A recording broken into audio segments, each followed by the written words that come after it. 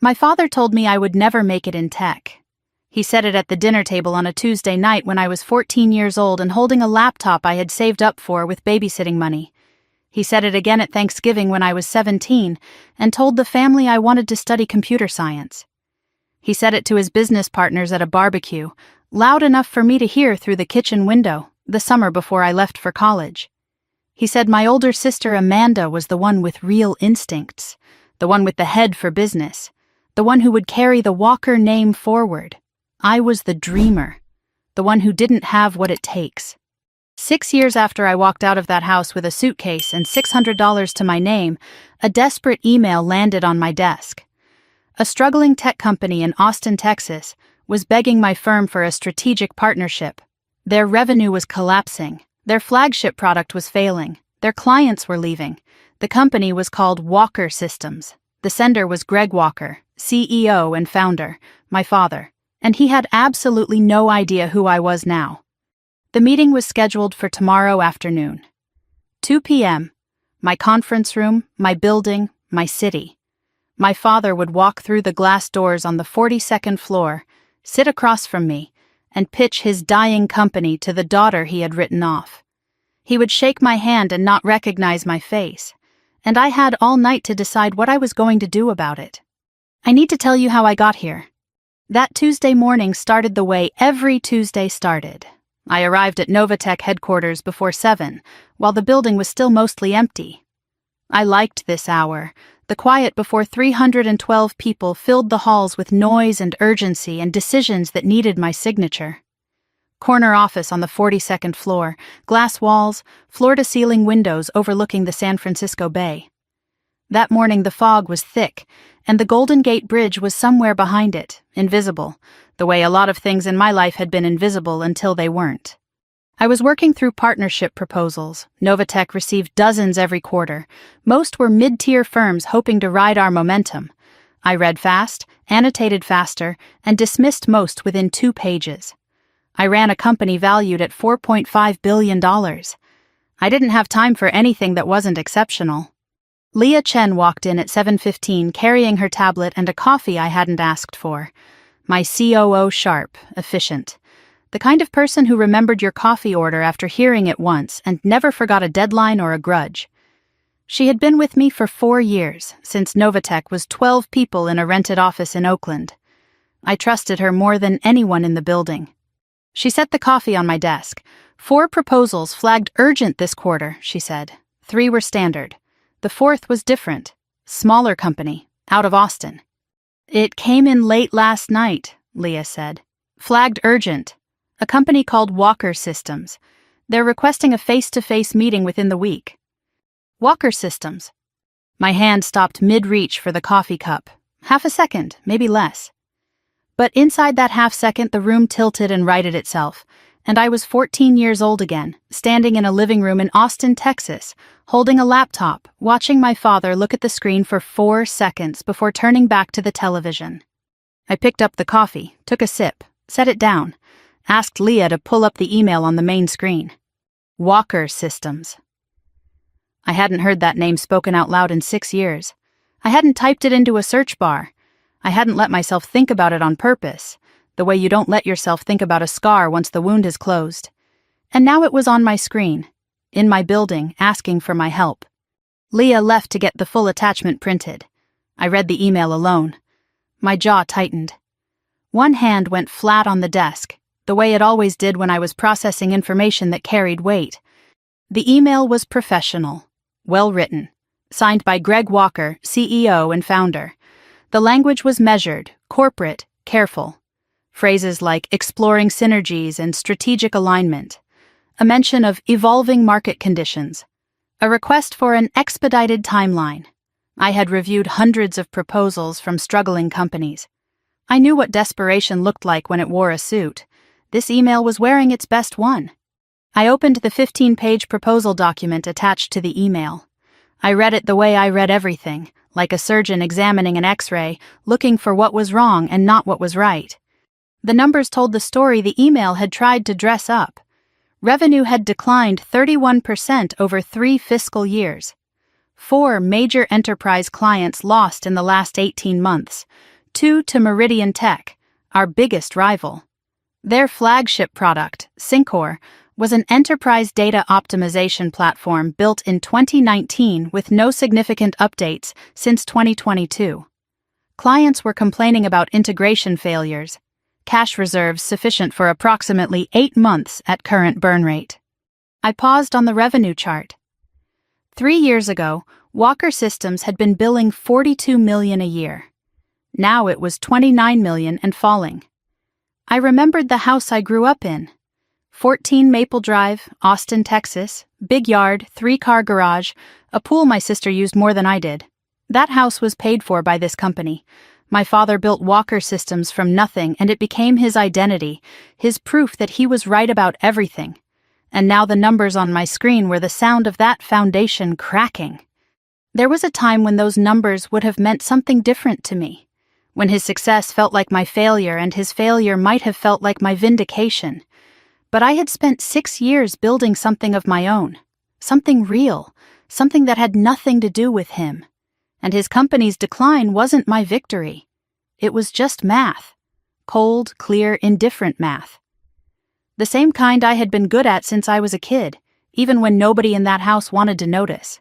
I turned to the last page of the proposal, the leadership team bios and photos.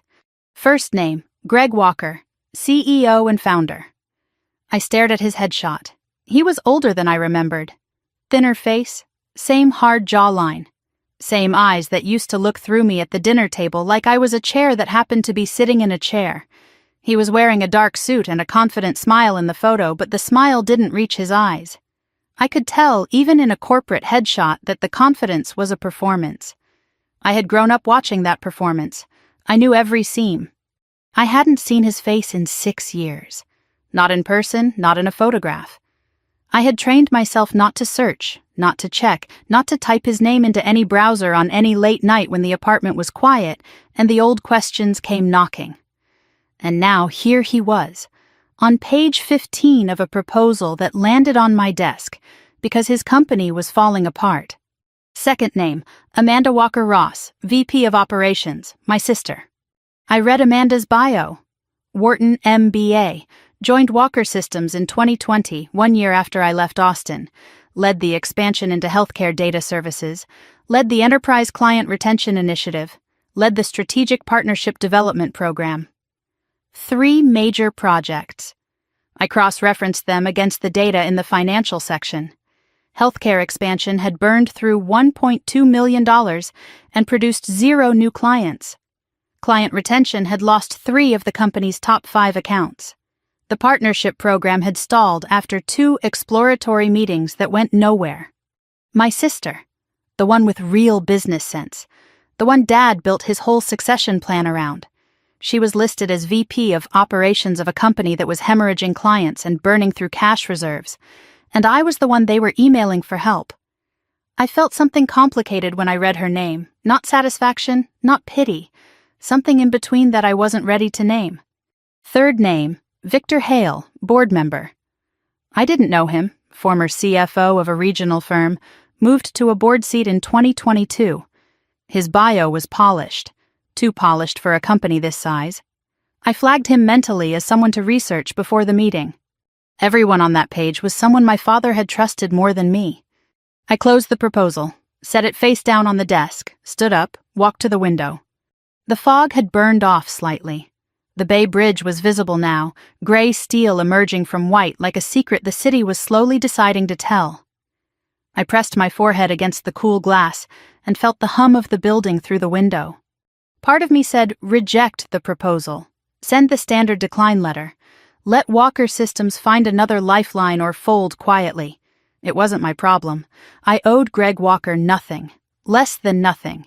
He hadn't come to my graduation. He hadn't called when I was eating ramen in a studio apartment in Oakland and pitching investors who kept saying no. 6 years of silence from that house.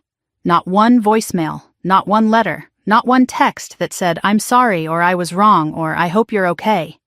But another part of me, the part I didn't like to acknowledge, felt something else. Not sympathy, not loyalty. Something colder and more honest. Curiosity. A quiet, patient 6-year-old curiosity that had been sitting in a room in the back of my mind, waiting. What would it feel like to sit across from him? To watch him pitch his failing company to the daughter he had dismissed? To hold all the power and let him see it? Was this revenge? Was this justice? Or was this just business? I didn't answer the question. I let it sit. Some questions are more useful when they stay open. I glanced at the framed photo on my desk. The one turned face down. I didn't flip it over. I just looked at the back of the frame for a moment, the way you look at a door you're not ready to open, and then I looked away. I picked up the phone, pressed Leah's extension. The Walker Systems proposal. The Austin Company, what about it? Schedule a meeting, in person, tomorrow afternoon, 2 p.m. That's fast, they just sent the email last night. Tell them we're interested in hearing their pitch. Full presentation. I want their senior leadership in the room. All of them? All of them. Greg Walker, Amanda Walker-Ross, Victor Hale, everyone who signed that proposal. I'll set it up. Conference room A? My conference room, the one on this floor. Got it. Anything else? I paused. One more thing. When you contact them, use my title and first name only. Brittany, CEO. No last name in the correspondence. No company bio attached. No photo. There was a beat of silence on the line. Any reason? I like to keep first meetings focused on the work. Leah didn't push it. She had worked with me long enough to know when a question was a door and when it was a wall. This one was a wall. After she hung up, I sat back down, looked at the proposal one more time, looked at my father's name on the signature line, traced the G in Greg with my eyes the way I used to trace letters in workbooks when I was a child, back when I still believed that if I was good enough and smart enough and quiet enough, he would eventually see me. 6 years ago, I closed a door and didn't look back. Tomorrow I was going to open it. On my terms, in my building, from my chair. Tomorrow at 2 p.m., my father would walk through those glass doors on the 42nd floor. He would shake my hand, look me in the eye, and pitch his dying company to the daughter he had told the world would never amount to anything. He would bring my sister, the one he had chosen over me. He would bring his board member, the one he had trusted instead of me. And he would sit across the table from a woman he didn't recognize, in a company he couldn't have imagined, and ask for help he didn't deserve. He had no idea who would be sitting across from him. But I did. And I had all night to decide what kind of woman I wanted to be when he found out. I was still sitting at my desk, staring at my father's name on the proposal, when the memories started. Not the big ones. Not the screaming. Not the door I closed at 2 a.m. 6 years ago. The small ones. The ones that cut deeper because nobody noticed them happening. The ones that accumulated like water damage inside a wall, invisible from the outside, rotting the structure from within. To understand what happened in that conference room the next day, you need to understand where it started. Not with a fight, not with a betrayal. It started with a 14-year-old girl and a laptop in a living room, and a father who couldn't be bothered to look. The summer I turned 14, I taught myself to code. Not because anyone told me to. I found an old Python tutorial on YouTube one afternoon in June, and something clicked. The logic of it. The way you could build something from nothing. The way the screen did exactly what you told it to do if you got the language right. The code didn't care who your sister was or what your father thought. It just worked, or it didn't, and either way the answer was yours to figure out. I spent 3 months in my bedroom, door closed, headphones on. I bought a second-hand ThinkPad at a garage sale for $40 with birthday money. Taught myself Python, then picked up enough HTML and SQL to be dangerous. I built an inventory management system, clean interface, functional database, a search feature that actually worked. My computer science teacher saw an early version and said she had never seen a student build something this complete on their own. I was 14. I hadn't told anyone in my family because I wanted to show the finished thing. I wanted it to be undeniable. I carried the ThinkPad downstairs on an August afternoon, heart pounding so loud I could feel it in my fingers. The living room at 14 Maple Drive had leather couches, a big television, and a wall of framed photos. Amanda's debate trophies, Amanda and Dad at a tech conference, Amanda's internship photo. The wall was a shrine, and my sister was the saint. My father was by the kitchen island, phone pressed to his ear, talking about Amanda's summer internship at a firm in Dallas. She was 18, headed to Wharton. His voice was the one he used for things he was proud of. Warm, expansive, the kind of voice that didn't leave space for anyone else. I waited by the couch, laptop open, screen facing out. He glanced over, held up one finger. 1 second.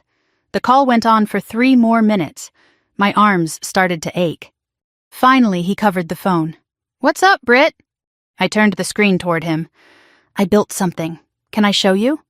He looked at the screen for about 4 seconds. Didn't step closer, didn't touch the laptop, didn't ask what it did or what language I used or how long it took. "That's nice, honey. Looks like fun." He turned back to the phone. "Sorry about that. Yeah, so Amanda's supervisor said she's the strongest intern they've had in 3 years. I stood in the living room holding that laptop for another 10 seconds after he turned away. The screen was still glowing, the app was still running, nobody was looking at it. I closed the laptop slowly, went back upstairs, sat on the bed. I didn't cry. I stared at the wall and I learned something that day that I've carried ever since. Cruelty doesn't always raise its voice. Sometimes it just turns its back. That evening, Amanda came through the front door, home from Dallas for the weekend. Tan, confident, loud, shopping bags on one arm, phone in the other, laughing. She passed through the living room where I was on the couch, the ThinkPad open, still tweaking code. She glanced at the screen without slowing down. "What is that?" "An app I built, inventory management." She gave a small laugh, already halfway to the stairs. "Cute hobby." 2 words, not hostile, not mean exactly, just dismissive in the effortless way that only someone who has never had to prove themselves can be. Cute hobby. I replayed that in my head for years, not because it was the worst thing anyone ever said to me, because it was the most honest. That was exactly what my family saw when they looked at me. A girl with a cute hobby, not a coder, not a future engineer, not a threat, just a hobby. 3 years later, I was sitting at the dinner table on a Tuesday night in October. I was 17. Mom had made pot roast, which was always the signal that something was coming. Pot roast was my father's favorite, and she only made it when he wanted to have a family discussion. Amanda had flown in from Philadelphia the night before, unusual for a weeknight. My mother kept adjusting the napkins. Something was in the air. Midway through dinner, my father set down his fork, cleared his throat the way he did before board presentations. "I've been thinking a lot about the future of Walker Systems." He paused. Amanda put her phone down. I stopped chewing. "Amanda, after you finish your MBA, I want you to come on board officially. VP of Operations. You'll shadow me for 2 years. Learn the business from the inside. I'm building this for you." Amanda smiled. She wasn't surprised. She already knew. The dinner, the pot roast, the midweek flight from Philadelphia, it was all staged. I said the only thing I could think to say. "What about me?" The table went quiet. My father looked at me. Not unkindly. That was the worst part. Not with contempt or irritation. With the gentle, patient condescension of someone explaining something obvious to someone who should already understand. "Britt, you're more of a dreamer, and I love that about you. But tech isn't about dreaming. It's about execution, hard numbers, pressure, making decisions when millions are on the line." He turned to Amanda. "Amanda has that. She's got the instincts." "I have the instincts too." He gave a small smile. "You've got plenty of strength, sweetheart. They're just different. Not everybody is built for this." My mother didn't speak during any of this. She was looking at her plate. But her left hand, under the table, was gripping the edge of her chair so hard her knuckles were white. I saw it. I didn't understand it then. She said nothing. She sat at that table and let my father redraw the map of our family with Amanda at the center and me at the margins, and she didn't say a word. I spent years being angry at her for that. It took me much longer to understand that her silence wasn't agreement. It was survival. After dinner, I helped Mom clear the table. Amanda and Dad moved to the living room, already talking about Wharton contacts and board introductions. I washed dishes. Mom dried. We didn't speak for a long time. Then, very quietly, "Your app, the inventory one, I saw it on your laptop." "You did?" "It was impressive, Brittany. I want you to know that." I didn't know what to do with that. My mother had never said anything like it before. It felt like a secret being shared in code. "Don't stop building things." Then she set the dish towel down and walked into the living room where my father and Amanda were talking about the future of Walker Systems. The future that didn't include me. The next year was Thanksgiving. I was 18. The dining room expanded with a folding table for 12. Extended family, my father's business partner, Tom Feldman, and his wife, a couple of family friends. Noise everywhere. Football on television, overlapping conversations, kids in the yard. I was seated at the end of the folding table extension, not the main table, literally at the margins. 3 days earlier, I had received my acceptance to UC Berkeley, computer science, full scholarship. The letter was folded twice in my back pocket. I was going to tell everyone at the table. I wanted to see my father's face. He spoke first. He stood with his wine glass. "I want to say how proud I am this year. Amanda just finished her first semester at Wharton, top 10% of her class. She's interning at a consulting firm in Manhattan this January, and when she's ready, there's a seat at Walker Systems with her name on it." Tom Feldman looked down the table at me. "What about Brittany? She's the techie, right?" I sat up. This was my opening. My father laughed. "Brittany is our creative one. She's got great ideas. But Amanda is the one with real business sense. Every company needs both types, but only one gets to run the show." The room laughed, good-natured. They thought it was a compliment. My father was smiling. Amanda was smiling. Everyone was smiling except two people, me and my mother, standing in the kitchen doorway holding a casserole dish, completely still. I put the Berkeley letter back in my pocket. I didn't announce it. I ate in silence for the rest of the meal. I had won a full-ride scholarship to one of the best computer science programs in the country. And I said nothing, because I knew that whatever I said, my father would find a way to make it smaller. Berkeley is fine, but Amanda got into Wharton. Computer science is interesting, but business is where the real leaders come from. I could already hear it in his voice before he opened his mouth. So I kept mine shut, and that silence cost me something I didn't know I was losing. I showed the letter to my mother the next morning in the kitchen. She cried.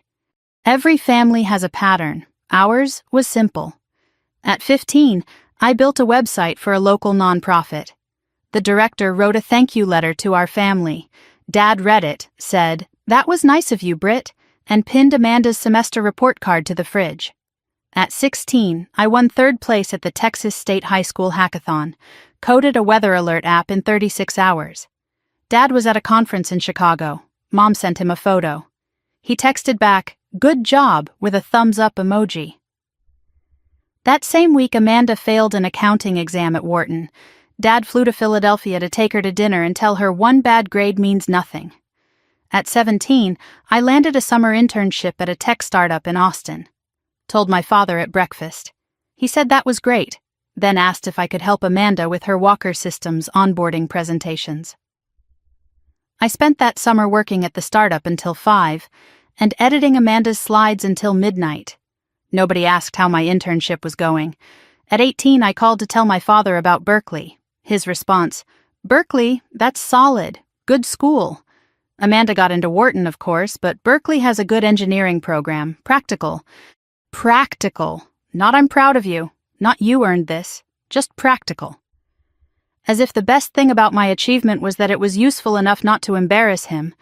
Amanda was the future. I was the footnote. And the worst part wasn't that my father believed it. The worst part was that, for a very long time, I believed it too. I left for Berkeley in August of 2015. I didn't ask my father to help me move. Mom drove me. We listened to the radio and didn't talk about Greg or Amanda for the entire 6-hour drive. When she dropped me off at the dorm, she held my face in both hands and said, "Show them what you can do." I threw myself into Berkeley. Dean's List every semester, 3 internships, 1 at a cybersecurity firm, 1 at a data analytics startup, 1 at a Fortune 500 company's research division. I published a paper on enterprise data architecture as a junior.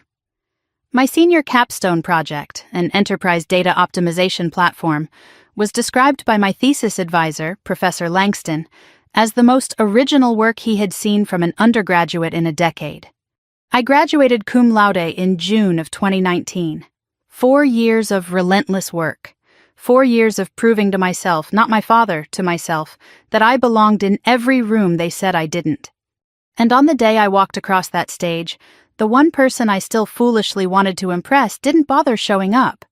He was in Austin, pitching a new project. Amanda's project. He didn't call until 9 that night. And when he did, he didn't ask what honors I received, what my GPA was, or what my professor said about my future. He talked about Amanda. He always talked about Amanda. I told you he didn't come. But I need you to understand what that day actually felt like. Because a fact and a feeling are two different things, and it was the feeling that broke me. Saturday, June 15th, 2019, graduation day. UC Berkeley's Greek Theater, the stone amphitheater carved into the hillside, thousands of seats rising in semicircles. California June sun, cloudless, warm, a light breeze carrying eucalyptus from the hills, the low roar of families, laughter, phones ringing, and pomp and circumstance playing through the sound system. That song you've heard 1,000 times, but still makes your throat tight when it's for you. I was in the processional line with 300 other computer science graduates. The girl next to me was excited. Family flew in from Michigan, 8 people. I smiled and said that was great. I had checked my phone 14 times since 7 that morning. No messages from my father. I had texted him the night before with the logistics. Ceremony starts at 10, Greek Theater, Section C. He replied with a thumbs up emoji. No, I'll be there. Just a thumb. I told myself that morning it didn't matter if he came. I had a degree, honors, 3 internship offers, and a capstone project my professor called exceptional. I didn't need him in that audience. I told myself that. I didn't believe it. The processional began. As I entered the amphitheater, I did what every graduate does. I scanned the crowd, thousands of faces, a blur of color and movement. I looked for row 5. 2 seats I had reserved weeks ago, one for Mom, one for Dad. I found Mom. Aisle seat. She was wearing a blue dress, the same one she wore to my high school graduation. She was holding her phone in one hand and a small handmade sign in the other. Block letters, hand-drawn star. That's my daughter. The seat next to her was empty. My eyes stayed on that chair for 3 full seconds as I walked. Somebody bumped me from behind. Keep moving. I turned forward, one empty chair in a sea of 8,000 people. That's all it was. And I felt it like a hole in the middle of my chest. I adjusted my cap. I kept walking. The ceremony went on. Dean's speech, faculty addresses. I half listened. I was watching Mom. She was filming on her phone, smiling, but her eyes kept drifting to the empty seat. Once she placed her purse on the chair, then took it off, as if catching herself saving a spot for someone who wasn't coming. My row was called. The announcer read my name, Brittany Ann Walker, Bachelor of Science, Computer Science, cum laude. I crossed the stage. The applause was general, not the roaring cheer some graduates got from their families. I heard Mom's voice thin and far away, shouting something I couldn't make out. Professor Langston was standing at the end of the stage, handing out diplomas. When I reached him, he shook my hand firmly and leaned close, over the microphone noise. You're going to change the industry, Brittany. I mean that. Don't let anyone tell you otherwise. I thanked him, held the diploma in both hands, looked out at the audience one more time. Mom was standing, clapping, tears running down her face. The sign was pressed against her chest. The empty chair was still empty. Professor Langston said I was going to change the industry. My mother made a sign with a hand-drawn star. And my father was in Austin, pitching a project to investors. Amanda's project. Not even his own. He had chosen for the final time to be somewhere else. And I felt something I hadn't felt before. Not sadness, not anger. Something quieter and more permanent. I felt done. I walked off the stage holding my diploma. I did not look at the empty chair again. After the ceremony, Mom found me on the plaza. She pushed through the crowd and wrapped both arms around me, her face pressed into my shoulder. She was shaking, crying hard. I could feel the sobs through the polyester gown. She smelled like the perfume she'd worn since I was a child, something floral and slightly powdery, comforting in a way that had everything to do with memory.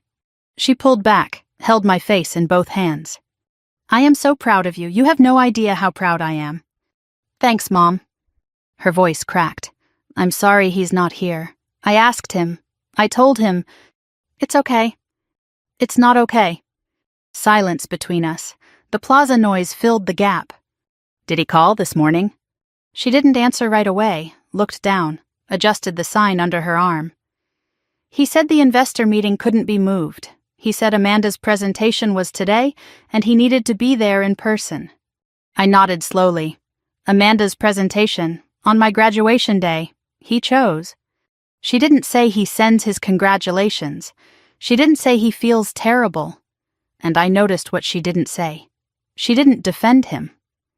First time in 22 years my mother didn't make an excuse for my father.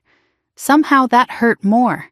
Because if even she had stopped pretending, then it was really as bad as I thought. She asked a stranger to take a photo, me in my cap and gown, Mom in the blue dress, the sign held between us. We both smiled, real smiles but with a crack running through them that only we could see. That was the only photo from that day. No family portrait, no father-daughter shot, just two women in the sun. 6 years later, it sat on my desk in San Francisco, face down, because some days looking at it was too much. That evening I was back in Austin, sitting on the bed in my childhood bedroom, smaller than I remembered. Single bed, desk I used to code at, the old ThinkPad still on the shelf. Dusty, dark. Door closed, only the glow from my phone. Downstairs the television was on, my father's voice carrying through the floor. He had greeted me at the door with a one-arm hug. "Congratulations, kiddo." Then he went back to the living room. No questions about the ceremony, no asking to see the diploma. I sat on the bed and waited, maybe for him to come upstairs, to knock, to sit on the edge of the bed and say, "Tell me about today." 2 hours. He didn't come. At 9:14 my phone rang. He was calling from downstairs. He could have walked up the stairs and opened my door. He called from the couch. "Hey, Britt, how was the ceremony?" "It was good." "Good. Sorry I couldn't make it. The Meridian meeting was locked in for months and Amanda really needed me there for the pitch." "I understand. But listen, it went great. Amanda knocked it out of the park. Meridian Group is seriously interested. This could be a game changer for Walker Systems." I said nothing. "Anyway, we should celebrate your graduation this week. Maybe dinner? I'll have Linda make a reservation." "Sure, Dad." "Oh, and I've been meaning to ask, have you thought about what's next? Because if you're looking for work, I know a couple people in data entry and project management who might be able to..." Data entry. I had graduated cum laude from Berkeley's computer science program. I had built an enterprise data optimization platform that my thesis advisor called the most original undergraduate work in a decade. I had 3 job offers on my desk. And my father, who missed my graduation to pitch my sister's project, was offering to connect me with people in data entry. "That's okay, Dad. I've got some things lined up." "Oh, great. Well, let me know if you need anything." "I will." "Proud of you, kiddo." The line went dead. "Proud of you, kiddo." 4 words. Generic, weightless. The kind of thing you say to a neighbor's kid at a barbecue. He didn't ask what honors I received. He didn't ask about my capstone. He didn't ask what Professor Langston said. He offered data entry. And then he said he was proud the way you'd say, "drive safe." Automatically. Because it's what you're supposed to say on the way out. At 2 a.m, I opened a suitcase on my bed. The house was dark, everyone asleep. The only sound was the hum of the air conditioning and the ticking of the hallway clock, my grandmother's antique. That ticking is the one sound I remember from that house. I packed calmly. Clothes, minimal, my laptop, the diploma in its cardboard tube, toothbrush, 2 chargers, 1 framed photo, the one of Mom and me wrapped in a t-shirt. The old ThinkPad stayed on the shelf. Everything else stayed. I zipped the suitcase. It closed easily. My entire life fit in a medium suitcase and a backpack. That should have felt sad. It felt light. I ran my hand along the desk where I coded my first app at 14. The wood was scratched where the ThinkPad used to sit. I traced the scratch with one finger, left it. I rolled the suitcase into the hallway. The wheels on carpet made almost no sound. I passed Amanda's old room, door open, empty. I passed the family photos on the wall. I didn't look at them.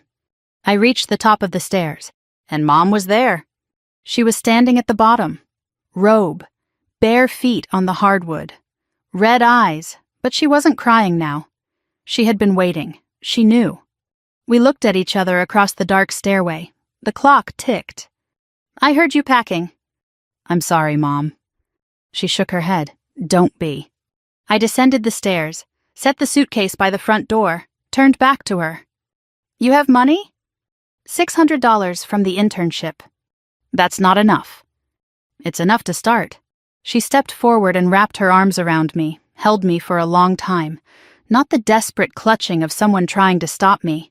The steady, solid embrace of someone letting go on purpose. I could feel her breathing against my shoulder, controlled, measured, like she had rehearsed this too. While she held me, her right hand moved to the backpack hanging from my shoulder. She slid something into the front pocket. A small envelope. White, sealed, no name on the outside. I didn't feel it. I wouldn't find it for weeks. In a studio apartment in Oakland, when I was looking for a pen and discovered something my mother had hidden in my bag without me knowing. But I'll get to that. She held me at arm's length, looked at my face, memorizing. "Call me when you're ready, I'll be here." "I don't know when that will be." "I know." "I love you, Mom. I have always loved you, even when I was quiet, especially when I was quiet." I picked up the suitcase, put my hand on the front door handle, paused. I almost looked back up the stairs toward my father's closed bedroom door. Almost. I didn't. I opened the front door, stepped into the warm Texas night. June air, thick and humid, crickets, a distant car alarm. The streetlight at the end of the driveway threw a yellow cone of light across the concrete. I pulled the door closed behind me, gently, the way you close something you know you'll never open again. I walked down the driveway with my suitcase and my backpack and $600. I didn't have a car, I didn't have an apartment. I didn't have a plan beyond getting to the Greyhound station on Congress Avenue and buying a ticket to the first city that felt far enough away. I was 22 years old. I had a degree from Berkeley, honors my father hadn't asked about, and a capstone project nobody in my family had ever seen. I had a mother who loved me and a father who didn't know how. And I had a decision. Spend the rest of my life waiting for a man to see me, or go build something so big he couldn't look away. I chose building. Oakland, California. That's where the bus took me. $600. A suitcase. A backpack with an envelope I didn't know about yet. And the kind of anger that doesn't scream. It plans. I didn't speak to my father again for 6 years. He didn't call, he didn't write, he didn't look, and by the time he finally needed me, he wouldn't recognize the woman I'd become. None of them would. Oakland, California. July 2019, 3 weeks after walking out of my father's house. I found a studio apartment on Craigslist, 400 square feet on MacArthur Boulevard. First month plus deposit ate $340 of my $600. A mattress on the floor, a folding table from Goodwill that doubled as my desk, one overhead bulb with no lampshade, my suitcase open against the wall because I didn't own a dresser. I was coding 16 hours a day, 8 for a web design shop in Emeryville that paid $12 an hour, 8 on my own project, the enterprise data optimization platform from my capstone at Berkeley. I believed it could be something. I just needed to make it real. One evening I was digging through my backpack looking for a USB drive. My hand found something in the front pocket I didn't remember putting there. A white envelope, sealed, no name. I sat on the mattress and tore it open. Inside, a single sheet of paper in my mother's handwriting. $400 in cash, crisp 20s that had been stored, not spent. And a business card. Cream-colored, simple. Rachel Simmons, angel investor, Simmons Capital Partners. A Palo Alto address. The letter was short. 5 sentences. Brittany, believe in yourself even when no one else does. This money is from my personal savings. Your father doesn't know about it. The card belongs to someone I trust. Call her when you're ready. I love you. Mom. I held the letter for a long time. Rachel Simmons, angel investor. I didn't know who she was. I didn't know how my mother, a homemaker in Austin, Texas, had the business card of an angel investor in Palo Alto. I didn't ask. I put the card in my wallet behind my driver's license and told myself I'd figure it out later. The $400 went into a Ziploc bag in the mini fridge behind the ramen. I didn't touch it for 5 months. 8 months later, I was sitting in my car in a parking garage in San Jose staring at the steering wheel. Pitch number 9. I had refined the deck each time. Tighter slides, cleaner projections, real metrics from a small deployment I'd done for a logistics company. The platform worked, none of it mattered. The investor, a man in his 50s, looked at my resume, my age, the fact that I had no co-founder and no Stanford network. The tech is interesting, but you're 23. No co-founder, no institutional backing. Come back in 5 years with traction and a team. It's not a student project, it's a working platform. He was already standing, hand extended. We appreciate you coming in. 7 minutes, my pitch was scheduled for 30. I sat in the car and cried. Not the polite kind, the ugly kind where your forehead presses against the steering wheel and your shoulders shake and you can't breathe. I let it all come. The 9 rejections, the 16-hour days, the mattress on the floor, the 4-second glance from my father, the empty chair, the data entry comment. All of it, in a parking garage where nobody knew my name. Then I stopped, wiped my face with a napkin from the glove compartment. Mascara ruined, eyes swollen. I didn't care. I reached into my wallet, pulled out the business card. Cream-colored, Rachel Simmons, angel investor. 9 people had told me no. 9 people had looked at my work and decided it wasn't enough. But there was one number I hadn't called. One person I'd been saving, the way you save the last match in a box, because if this one doesn't light, there's nothing left. 3 rings, a woman's voice, warm and direct. Rachel Simmons. Ms. Simmons, my name is Brittany. I'm a software engineer with an enterprise data platform, and I was wondering if you'd be willing to hear a 10-minute pitch. How did you get this number? Someone who trusts you gave it to me. A longer pause. Are you in the Bay Area? San Jose, right now. Can you be in Palo Alto tomorrow morning, 8 a.m.? There's a coffee shop called Verve on University Avenue. I'll be there. I hung up, sat in the car, heart pounding. Something opening inside me that was sharper than hope. The feeling of a door cracking 1 inch when every other door has been slammed. Verve Coffee Roasters, University Avenue, Palo Alto. 8 in the morning. I had arrived 40 minutes early. Corner table, laptop open, deck loaded, hands wrapped around a $4 drip coffee I was making last. Rachel Simmons arrived at exactly 8. Early 60s, silver hair cut short, charcoal blazer over a white tee, reading glasses on a chain around her neck. She moved through the room like someone completely comfortable in every space she entered. Firm handshake, eye contact that didn't waver. She sat, didn't order coffee. You've got 10 minutes, go. I pitched. 9 rejections had burned the fear away. What was left was clarity. The platform, enterprise data optimization, connecting fragmented systems, reducing redundancy, cutting costs by 22% in pilot tests, the prototype, the testimonial, the projections. 8 minutes, laptop closed. Rachel hadn't moved. Now she stared at me. Long silence, the kind that makes you hear your own heartbeat. How old are you? 23. And you built this alone? Yes, ma'am. From scratch? From a capstone project I developed at Berkeley. I've been rebuilding it for commercial deployment since last July. She opened her leather notebook, wrote something, closed it. I've been waiting for someone like you. I froze. Not because she said yes. She hadn't yet. Because of the phrasing. I've been waiting, as if she already knew I was coming. Her eyes stayed on mine a beat too long, like she wasn't hearing a pitch but confirming something she already suspected. I thought it was just a figure of speech. It would be years before I understood what she really meant. She wrote a check right there at the table. Tore it off, slid it across. I won't say the number. It was more than enough to incorporate, lease a small office, hire 2 engineers, and build the first commercial version. I have one condition. What? You don't use your last name in the company. Build it clean. No family connections, no shortcuts. I want to see what you can do with nothing but the work. I stared at her. I hadn't used the Walker name since Oakland, but the fact that she said it specifically, as a condition. I didn't question it then.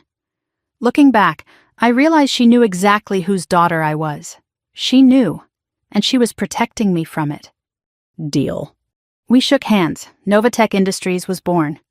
2.5 years later, September 2022, Novatech's first real office, a converted warehouse in Soma, San Francisco, exposed pipes, concrete floors, 12 employees, the Novatech logo on the wall, a clean N in steel gray and electric blue.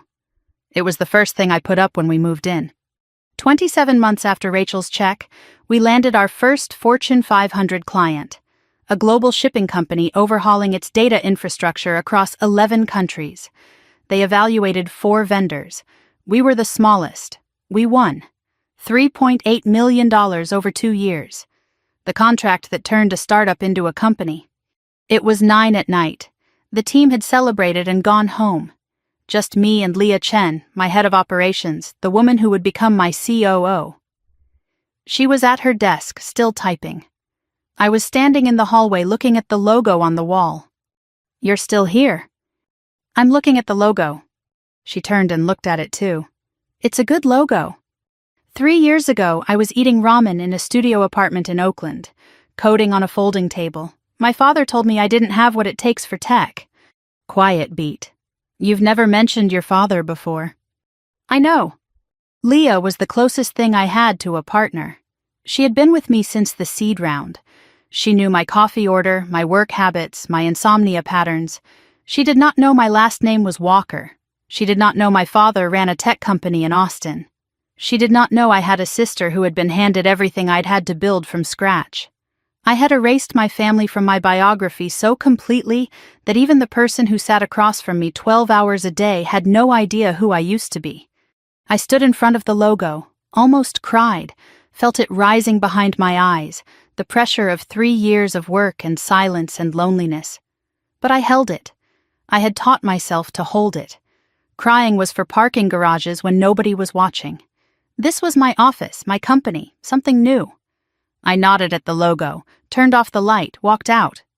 November 2024, Novatech headquarters. Not a converted warehouse anymore. A glass tower in the financial district. 42nd floor. 312 employees across 4 offices. The kind of building where the elevator requires a key card and the lobby has a waterfall wall. On my desk, Leah had left a printed TechCrunch article and a Forbes magazine with post-it notes. The headline, Novatech Industries hits $4.5 billion valuation after Series D. Forbes 30 under 30, technology category. My photo, professional, unsmiling, shot in my office with the Bay Bridge behind me. I read my own bio. Founder and CEO, Novatech Industries, UC Berkeley, computer science, former independent software engineer. No mention of family, no mention of Austin, no mention of Walker. The article called me self-made. I liked that word, self-made. As if I'd assembled myself in a lab, which, in a way, I had. I had taken the parts my father said were defective, the dreaming, the coding, the stubborn belief that I could build something, and I'd welded them into a company worth more than Walker Systems had ever been at its peak. I opened my laptop. For the first time in years, I searched Walker Systems, Austin, Texas. A brief article from the Austin Business Journal, 8 months old. Walker Systems reports 3rd consecutive year of revenue decline. Below it, a quote from Greg Walker. We remain confident in our strategic direction and the strength of our leadership team. 2 companies, 2 trajectories. One built by the daughter he believed in. One built by the daughter he didn't. He still didn't know. The tech world is vast enough that a CEO in San Francisco and a CEO in Austin can exist in entirely different orbits. I never used the name Walker in any public capacity. My LinkedIn said, Brittany, CEO, Novatech. My Forbes profile said the same, no middle name, no family section. I had deleted myself from his world so thoroughly that even when his company was dying and mine was thriving, we never intersected, not once in 6 years. Until last Tuesday. And then, on a Tuesday morning in March 2025, Leah walked into my office with an email from Walker Systems. 6 years. My father hadn't searched for me, hadn't Googled my name. He had let me disappear. And now he needed help. He just didn't know it was mine to give. I had turned the anger that doesn't scream into code, into contracts, into a company that employed 300 people on 4 continents. But here's the thing nobody tells you about proving someone wrong. You can build the tallest building in the city and still catch yourself looking down, checking if the person who doubted you is watching. He wasn't watching, he was drowning, and he was about to walk into my building and ask me to save him. I had spent 6 years building something from nothing. No family name, no shortcuts, no safety net, no phone calls on my birthday from Austin, no Thanksgiving invitations, no how are you, Brittany? Nothing. And now the man who said I didn't have what it takes for tech, the man who handed my sister the future and handed me silence, was about to walk into my building and beg. He thought he was pitching to a stranger. He was pitching to his daughter, the one he forgot. I didn't sleep that night. I didn't sleep. By 5 in the morning, I was in the office. By 6, I had read the Walker Systems proposal 3 more times. By the time Leah arrived at 8:30, I had a list of every data point I needed and every question the proposal didn't answer. At 2 that afternoon, I called her in. Full due diligence on Walker Systems, financial audit, client retention, product lifecycle, leadership assessment, technical architecture of their flagship product. Everything. By tomorrow morning. Full due diligence on a company this size usually takes a week. You want it by morning? Pull 2 analysts from the Meridian Project. Her eyebrows rose. The Meridian Project is our biggest competitive analysis this quarter. I know what it is. She studied my face. There are 50 partnership proposals this quarter. Most are bigger than Walker Systems. Why is this one priority? I met her eyes, didn't blink. Call it instinct. She held the look for 2 seconds, the way she does when she knows I'm not telling her something but has decided not to push. Then she nodded, picked up her tablet, left. Leah could read a spreadsheet the way a cardiologist reads an EKG, catching arrhythmias other people missed. She could also read me. She knew I was lying. She knew something personal was buried in this decision. And she chose to trust me anyway. I didn't deserve that trust, not entirely. Because I was about to lead my company into a negotiation where I had the biggest conflict of interest imaginable, and I hadn't told a single person. I should have disclosed. Fiduciary duty, board responsibility, all the things I would fire someone else for hiding. I told myself I needed to see the data first. I told myself I hadn't decided anything. I told myself this was still just business. I knew I was lying. By evening, the building was mostly empty. I was working by desk lamp and screen glow, my ritual when deep in analysis. Leah's preliminary report was open, a shared document updating in real time. I watched the numbers populate like a diagnosis filling in.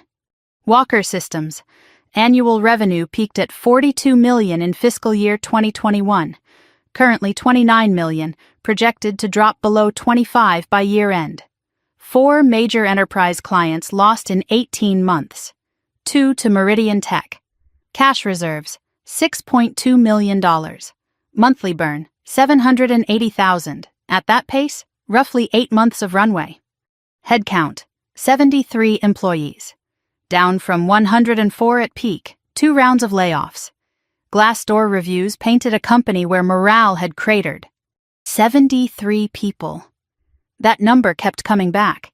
73 employees showing up every day to a company sinking under them. They didn't cause the decline. They didn't make the bad decisions. They just worked there. And if Walker Systems collapsed, every one of them would be looking for work in a market that wasn't kind to mid-career tech workers from a failed firm. I scrolled to leadership. Greg Walker, CEO. Founder-led, no succession plan.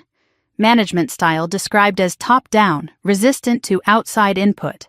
Over-reliant on the founder's personal client relationships, which were aging out. Amanda Walker Ross, VP Operations. This is where I slowed down. Amanda assumed the role in 2020, the year after I left.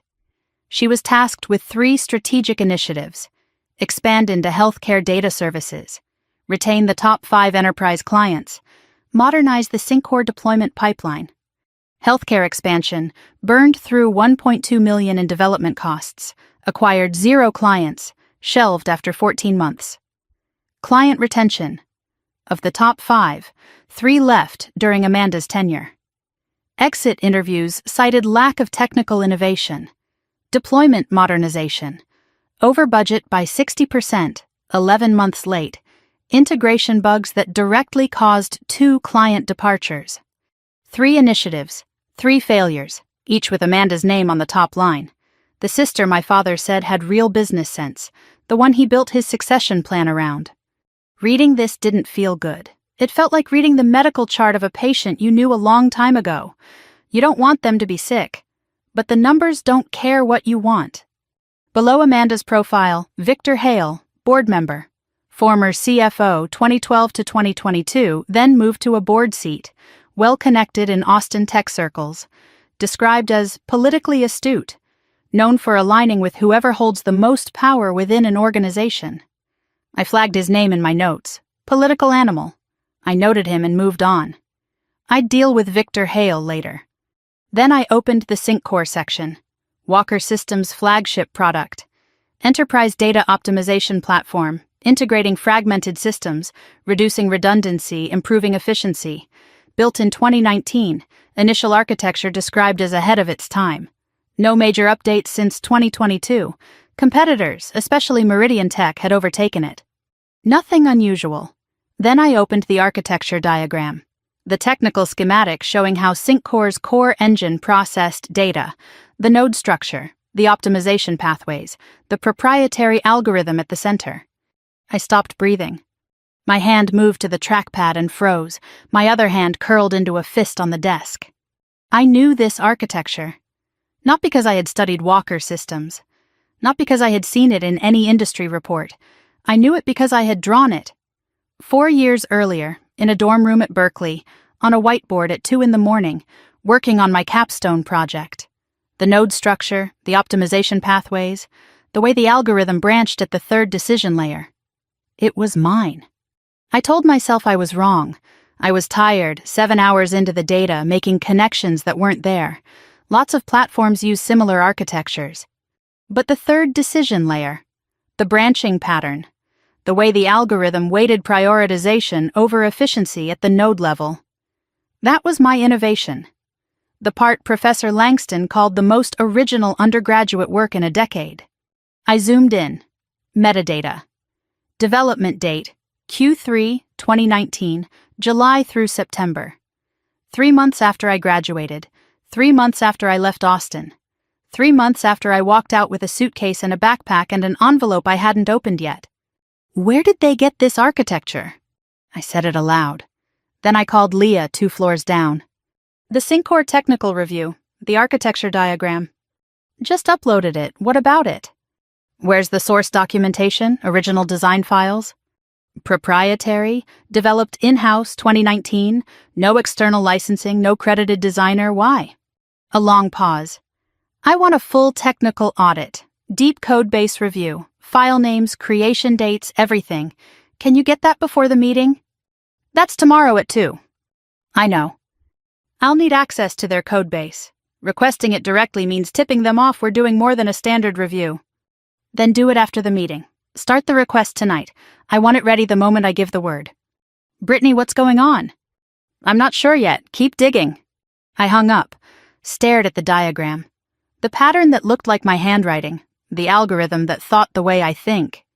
I didn't tell Leah, not because I was sure, because I was afraid I was right. And if I was right, if my father had taken my capstone project, the one he never asked to see, and built his flagship product on it, Then everything I thought I knew about my family was worse than I imagined. I saved a screenshot, closed the laptop, sat in the dark. Wednesday morning. I stood in my apartment in front of the closet after a shower. Clean walls, minimal furniture, no family photos anywhere. A single orchid on the kitchen counter I watered every morning, my one ritual of tenderness. I chose what to wear the way every woman chooses before a meeting where she knows she'll be underestimated. Charcoal suit, dark gray, almost black. Tailored. White blouse. No jewelry except a stainless steel Tag Heuer. I bought myself the day Novatech crossed 1 billion. Hair pulled back, clean. The suit said, "I am not here to be liked. I am here to negotiate." I paused at the mirror. Met my own eyes. For a moment I saw the 14-year-old girl holding a laptop in a living room, waiting for her father to look up. Then I blinked, and the girl was gone. Novatech at 7. 7 hours before the meeting. The conference room was empty, cold from overnight air conditioning, morning light pale through the glass walls. Long table, 12 chairs, view of the bay. I sat at the head. My chair, palms flat on the cool wood, looked at the 11 empty chairs around the table. In 7 hours, my father would sit in one of them, my sister in another, Victor Hale in a third. I didn't rehearse words. I rehearsed stillness, the ability to sit across from my father and not react, not flinch, not cry. The ability to look at the man who told me I wasn't good enough and hold his gaze with the calm of someone who knows exactly what she's worth. I thought about the empty chair at my graduation. Row 5, the chair he was supposed to sit in. And now I was at the head of the table in a building that bore my company's name, and he was coming to me. I didn't design the symmetry. Life did. The morning crawled. I reviewed the due diligence report again. Took a conference call with general counsel, 45 minutes, didn't remember a word. Ate half a salad at noon, threw the rest away. 1:30. I moved to my office, stood at the window, watched the clock, 1:35, 1:40, 1:45. There is a particular kind of waiting that exists only when you know something is about to change everything. Not patience, not anticipation.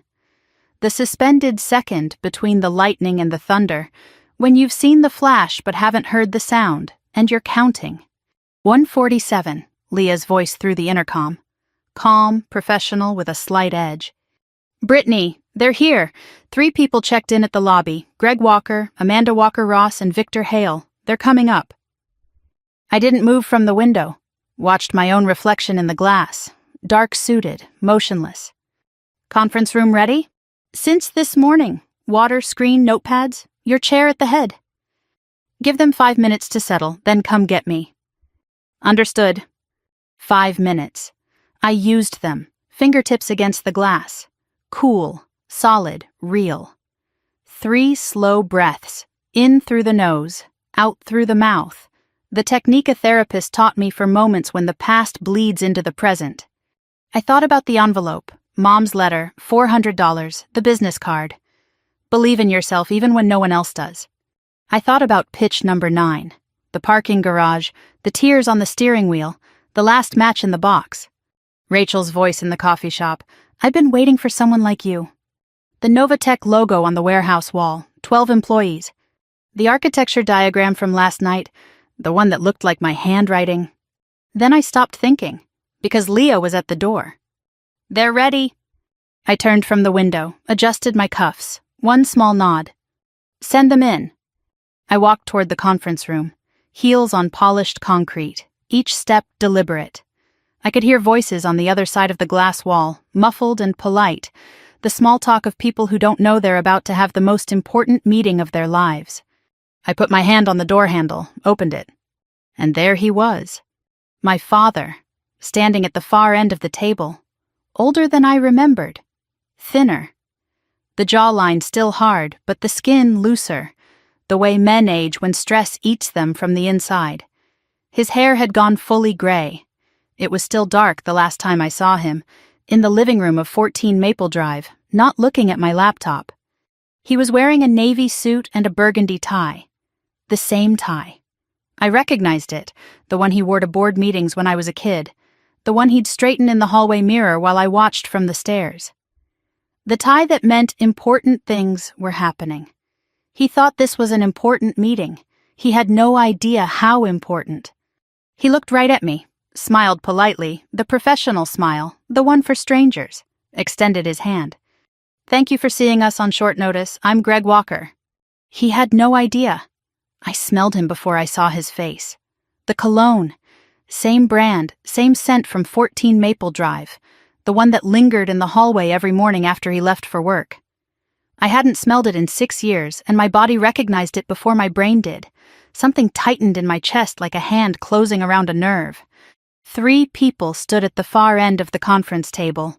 Greg Walker, navy suit, burgundy tie, the same tie. Thinner than I remembered, older, but projecting the confidence of a man who had been closing deals for 30 years. He extended his hand. "Thank you for seeing us on short notice. I'm Greg Walker, CEO of Walker Systems. This is Amanda Walker-Ross, our VP of Operations, and Victor Hale, Senior Board Member." I took his hand. The skin was rougher than I remembered. The grip was the same, strong, assertive, the grip that used to hold my hand crossing parking lots when I was 6. I knew the callus on his right thumb. I knew the way his fingers closed, firm, then release, then gone. I had held that hand 1,000 times before I learned it would never reach for mine first. Now it was shaking mine across a conference table, and he had no idea whose hand he was holding.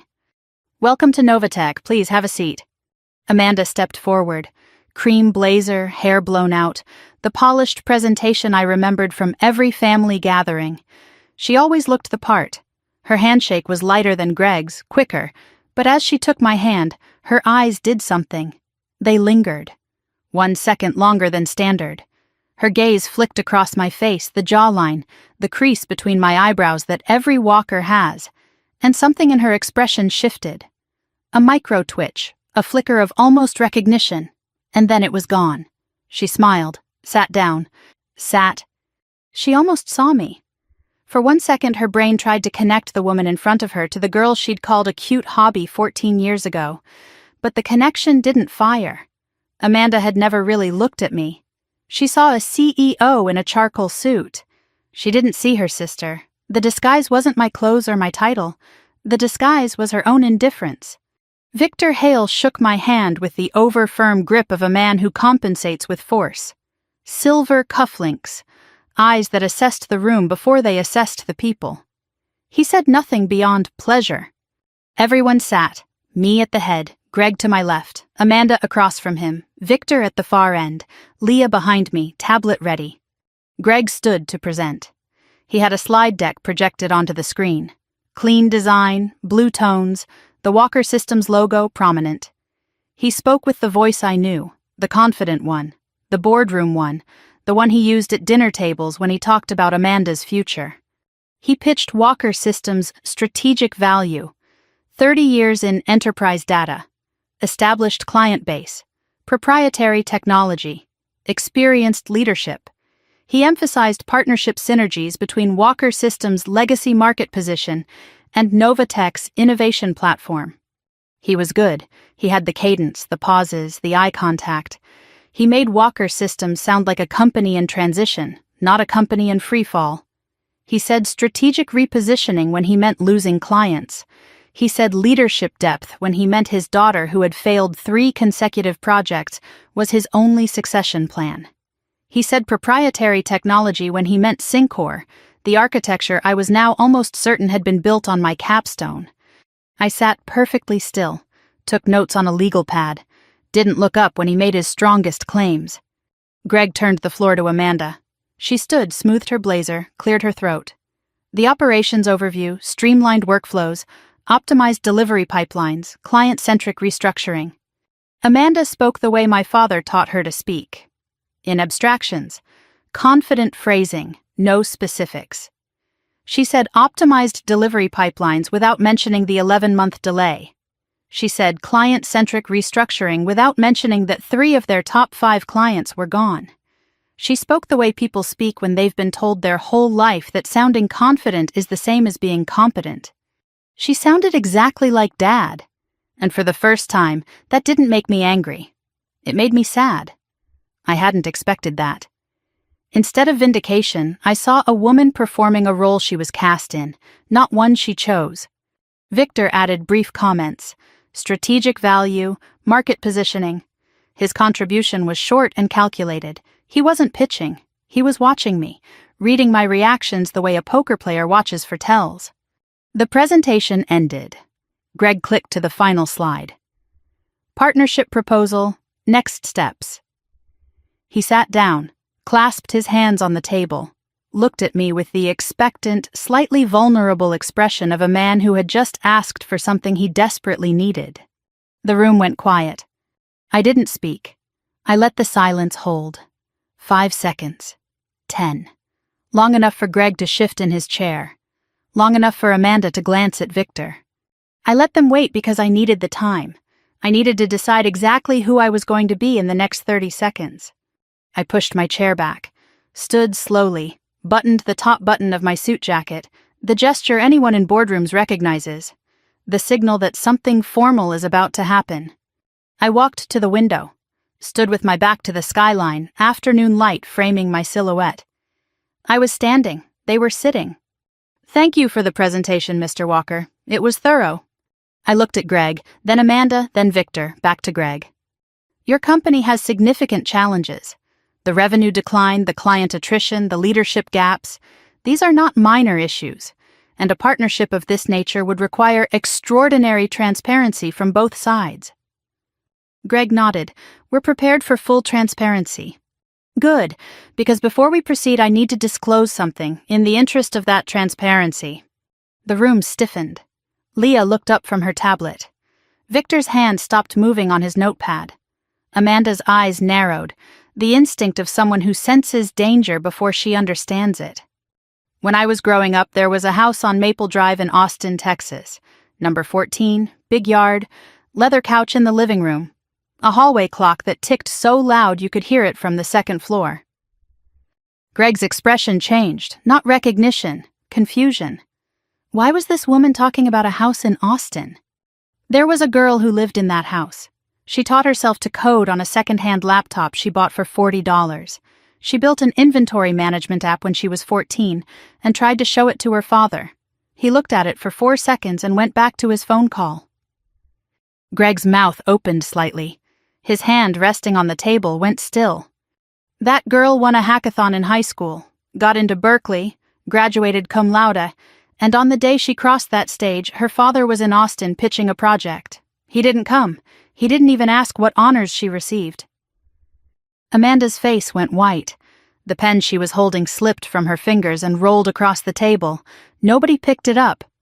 I looked directly at Greg, eye to eye. 6 years of distance compressed into 3 feet of conference room air. My full name is Brittany Ann Walker. I grew up at 14 Maple Drive, Austin, Texas. 1 beat, 2. And you, Mr. Walker, are my father. The room didn't explode. It imploded. The silence that followed was the loudest sound I have ever heard. The hum of the HVAC, suddenly deafening. The tick of my watch. A car horn 42 floors below, faint and absurd. Greg's breathing, audible now, shallow and rapid. His face collapsed in 3 stages. First, confusion.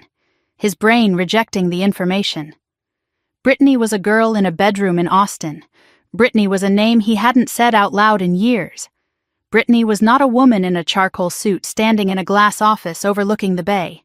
Second, recognition. The jawline, the crease between the eyebrows, the way I stood with my weight on my left foot, the same way I stood in the living room holding a laptop at 14. Third, something that looked like the ground opening under his feet. Brittany? Barely above a whisper. A pause that lasted a decade. That's not possible. And yet here I am. His hands were shaking. I saw the tremor in his fingers as they gripped the edge of the table. The same table I chose. The same chair I placed him in.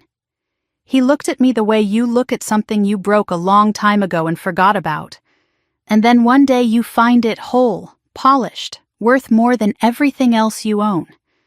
And you realize the breaking was never the object's flaw. It was yours. Amanda recovered first. She always was faster at adapting. Her voice, when it came, was controlled but strained, like a wire pulled too tight. "Wait, you're telling me you're the CEO? You run this company?" "Founded it, built it, yes." A short, strange laugh, not humor, something else.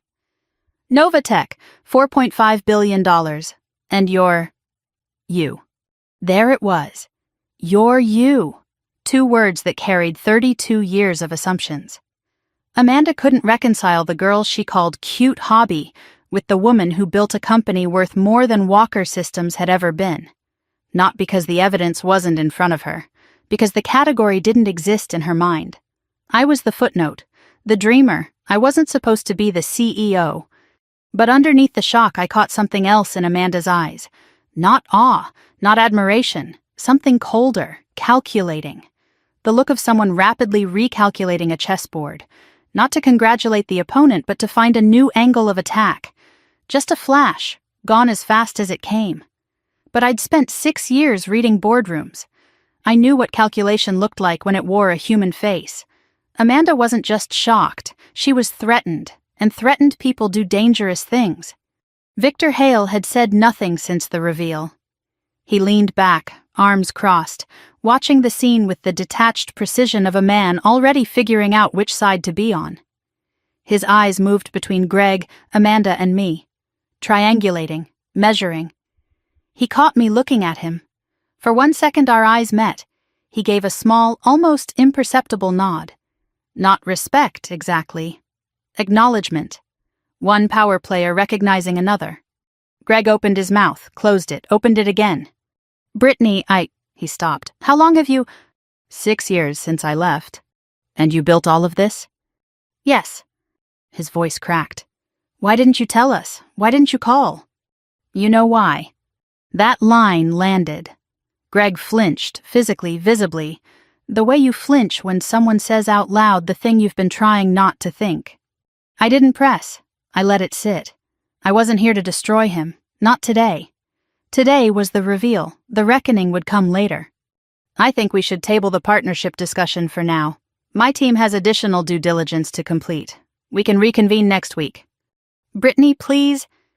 "Ms. Chen will show you out." I nodded at Leah. She stood. Professional, gestured toward the door. Amanda gathered her things quickly, too quickly, shoving her portfolio into her bag with hands that weren't as steady as her face.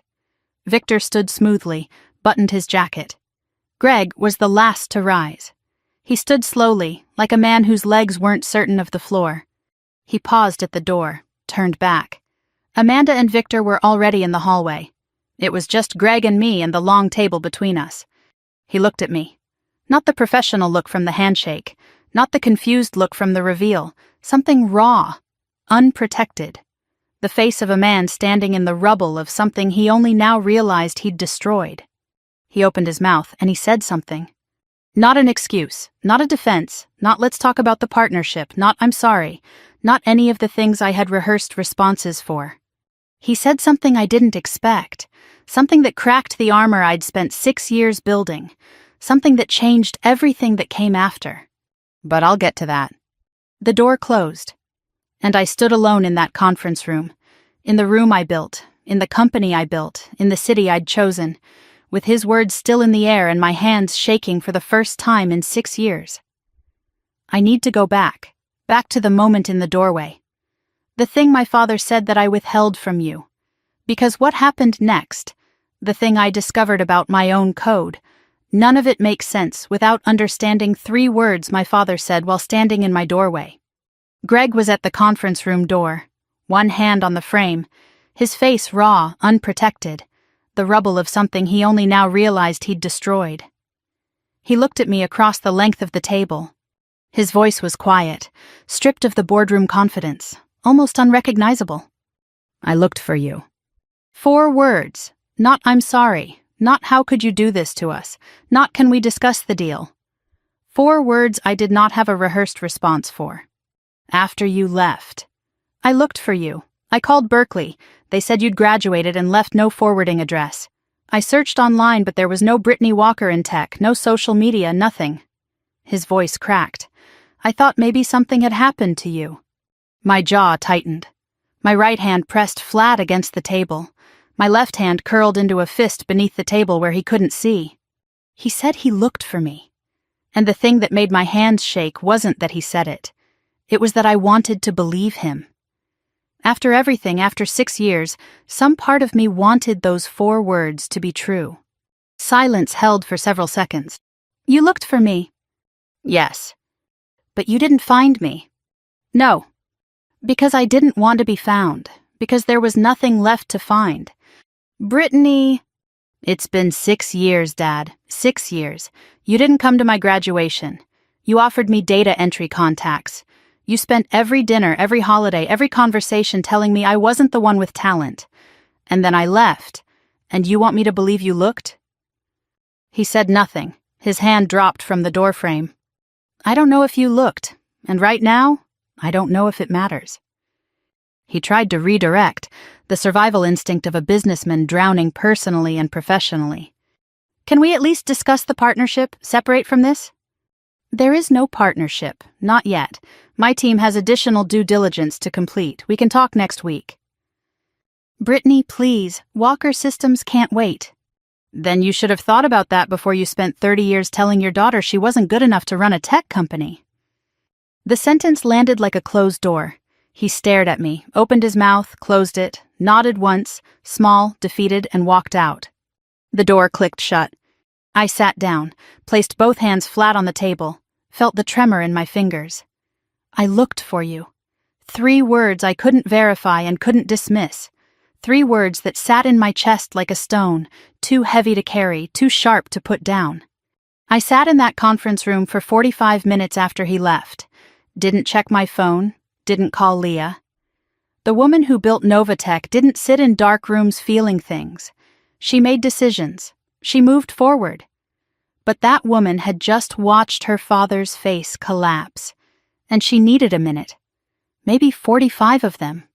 Then I thought about the architecture diagram, the Syncor node structure that looked like my handwriting. Before I could figure out whether my father was telling the truth about looking for me, I needed to figure out whether he'd stolen my code. I picked up my phone, called Leah. The technical audit I requested last night, the Syncor deep dive, how fast can you execute? I already started the paperwork. We can formally request codebase access tomorrow morning under the due diligence clause. Do it first thing. I want the full source code analysis by Friday. Pause. Brittany, what happened in there after they left? Nothing I can talk about yet. Okay, Friday, you'll have it. I walked to the window, put my palm against the cold glass, looked out at the city I chose, the city that let me become someone new. I had 2 questions now. Did my father look for me? And did my father steal from me? I was terrified that the answer to the first was yes, and the answer to the second was also yes. Because that would mean the man who missed me was the same man who used me. And I didn't know how to hold both of those things at the same time. Thursday. Walker Systems codebase was delivered via secure transfer that morning. 52,000 lines of code. The core architecture of Syncor, the product that had generated the majority of Walker Systems revenue for 5 years. Leah's team began the analysis immediately. Code quality assessment, security audit, licensing verification, and at my specific request, a source file metadata review, creation dates, file names, author tags, change logs, everything.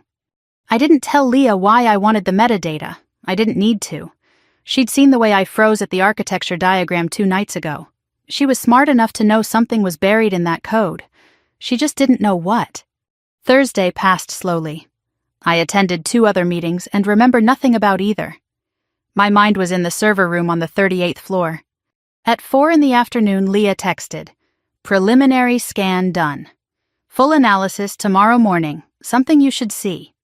I walked down to Leah's floor. She was standing at her whiteboard. Her lead analyst, Priya, was at her screen, not looking at anyone. The posture of someone who had found something they didn't want to be the one to explain. Leah's face was serious. Not panicked, serious. The expression she wore when she had bad news that was also complicated. We ran the metadata scan on the core Syncor files. The original architecture, the foundation everything else is built on, was created from a single source directory. And The directory was imported into Walker Systems' development environment in August 2019.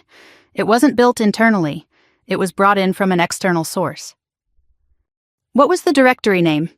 Leah turned her screen toward me. On the screen in plain text, the root directory name of SyncCore's core architecture. BW_thesis_modified. BW Brittany Walker. Friday morning, Leah delivered the complete technical analysis in person. Walked into my office, closed the door, set a printed report on the desk, 12 pages. The full analysis is done. I need to walk you through this. She sat, opened the report. I read along. SyncCore's core architecture was built on a foundation imported from an external directory in August 2019. The directory was labeled BW_thesis_modified. No author tag was changed. Whoever imported the code didn't bother renaming the source. The core algorithm, the optimization engine, the node structure, the third decision layer branching pattern, matches 87% of the code in my UC Berkeley capstone project, submitted June 2019.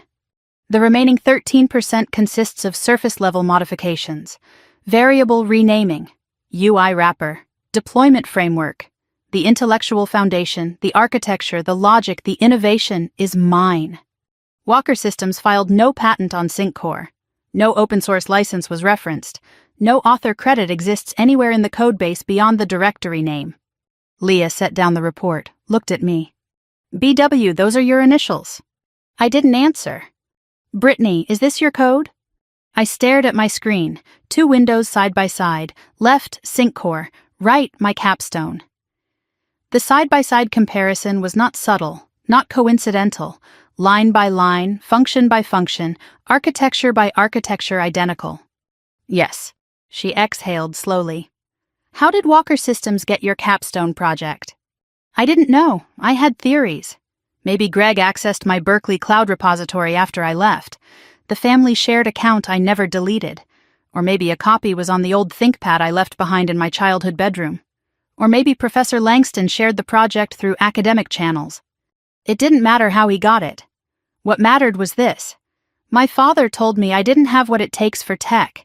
He said I was a dreamer. And then he took the code I wrote, the code he never asked about, and he built his company's flagship product on it. SyncCore. The product that kept Walker Systems alive for 5 years. The product that was now failing because nobody there understood how to update it. Because the only person who understood the architecture was the daughter they'd thrown away. I closed the laptop. Not a slam. A slow, deliberate closing, the way I'd closed the front door at 14 Maple Drive. I placed both hands on the closed laptop, pressed down, as if holding something shut. There are different kinds of betrayal. There's the kind that screams, the affair, the lie, the stolen money. And then there's the kind that's so quiet you don't hear it until years later, when you're sitting in an office you built with your own hands, and you discover that the man who said you weren't good enough was making money off your work the entire time. He didn't just dismiss my talent, he used it. He built his fortune on the back of a girl he couldn't be bothered to watch graduate, and he never told anyone where the code came from. Not the board, not the clients, not Amanda, not me. I turned my chair to the window, looked out, the bay, the bridge, the city, everything I built starting from $600 and a bus ticket. I had left that house with nothing, and now I knew he had kept the one thing I'd left behind that was worth something. Not a family photo, not a letter, my code, my work, my mind. Leah, still in the room, asked quietly, "What do you want to do?" I don't know. First time in 6 years I'd said those words. I'd always known. I'd always had a plan. In the parking garage, I had Rachel's card. In the conference room, I had the reveal. But here, I didn't know. Because the betrayal was too deep for strategy. It required something I hadn't allowed myself in 6 years. Grief. If we go public with this, Walker Systems doesn't just lose the partnership. They face IP theft litigation. The company is done, immediately. 73 people. 73 people who don't know their jobs are funded by stolen code. I know. Leah left. I sat alone. The city outside was bright and indifferent. He didn't just overlook me. He stole from me. He built his company's flagship product on my capstone project. the work of a 22-year-old girl who coded it in a dorm room at Berkeley, who showed it to a professor who called it the most original thesis he'd seen in a decade, who carried it to a graduation ceremony where her father didn't bother to show up. SyncCore. 4 years of revenue, millions of dollars, dozens of enterprise clients, all built on a foundation that came from a directory called BW_thesis_modified. BW, my initials, in his system, making him money, for 5 years. And the worst part, the part that kept me sitting in that dark office long after everyone else went home, wasn't the theft. The theft I could fight. I had lawyers. I had evidence. I had a company worth 80 times what his was worth. The worst part was that he'd said I looked for you. And some stupid, stubborn 14-year-old part of me still wanted that to be true, even now, even after this. And I hated myself for it. I sat in the dark for a long time. Then I opened my laptop, pulled up the original capstone file, and read the dedication page I'd written 6 years ago at Berkeley. It said, "For my mother, who always believed, and for my father, who I hope someday will." I closed the laptop again. Someday hadn't come, and now I wasn't sure it ever would. Monday morning. The weekend had passed. I ran 6 miles Saturday, worked 12 hours Saturday afternoon, ran another 6 Sunday, and spent Sunday night staring at the ceiling the same way I stared at the ceiling in Oakland the night before everything began. I sat at my desk with a legal pad divided into 3 columns: stolen code options, partnership options, family options. None had answers. Leah walked in at 8:15 carrying 2 coffees. Her tell. When Leah brings coffee she didn't ask for, it means she has something to say. She sat across from me, didn't open her tablet, just eye contact. "We need to talk, not about the code, not about the deal, about you." "You told me to call it instinct. When I asked why Walker Systems was priority, you lied to me." "I know. Greg Walker is your father. Amanda is your sister. The code in SyncCore is yours. And you didn't tell me any of this before we started due diligence." "What do you want me to say, Leah?" "I want you to say why. We've worked together for 4 years. I've had your back through every crisis, every board fight, every late night. And you didn't trust me with this." This was the first time anyone had called me out on my secrecy, not as a professional failure, as a personal betrayal. Leah wasn't angry about the conflict of interest. She was hurt about the lie. Because the moment I told you, it would become real, and I wasn't ready for it to be real. She nodded slowly. Understood. Not agreed, but understood. This was the dynamic that made us work. Leah pushed. I resisted. And somewhere in the middle, we found the truth. She shifted to strategy mode. The code, 3 options. 1. Go public. File IP theft claim. Walker Systems collapses. 73 people lose jobs. Your father faces criminal charges. No. 2. Bury it. Proceed as if we don't know. Dishonest. Puts Novatech at legal risk. 3. Hold the evidence. Don't go public. Don't bury it. Keep it as an asset we play only if we need to on our terms. This was why I trusted her. Leah mapped the terrain and let me navigate. 3. For now. For now. But Brittany, the board is going to ask questions soon, and I can't protect you from questions I don't have answers to. Amanda called Monday afternoon. She wanted dinner, just the 2 of us. No lawyers, no spreadsheets.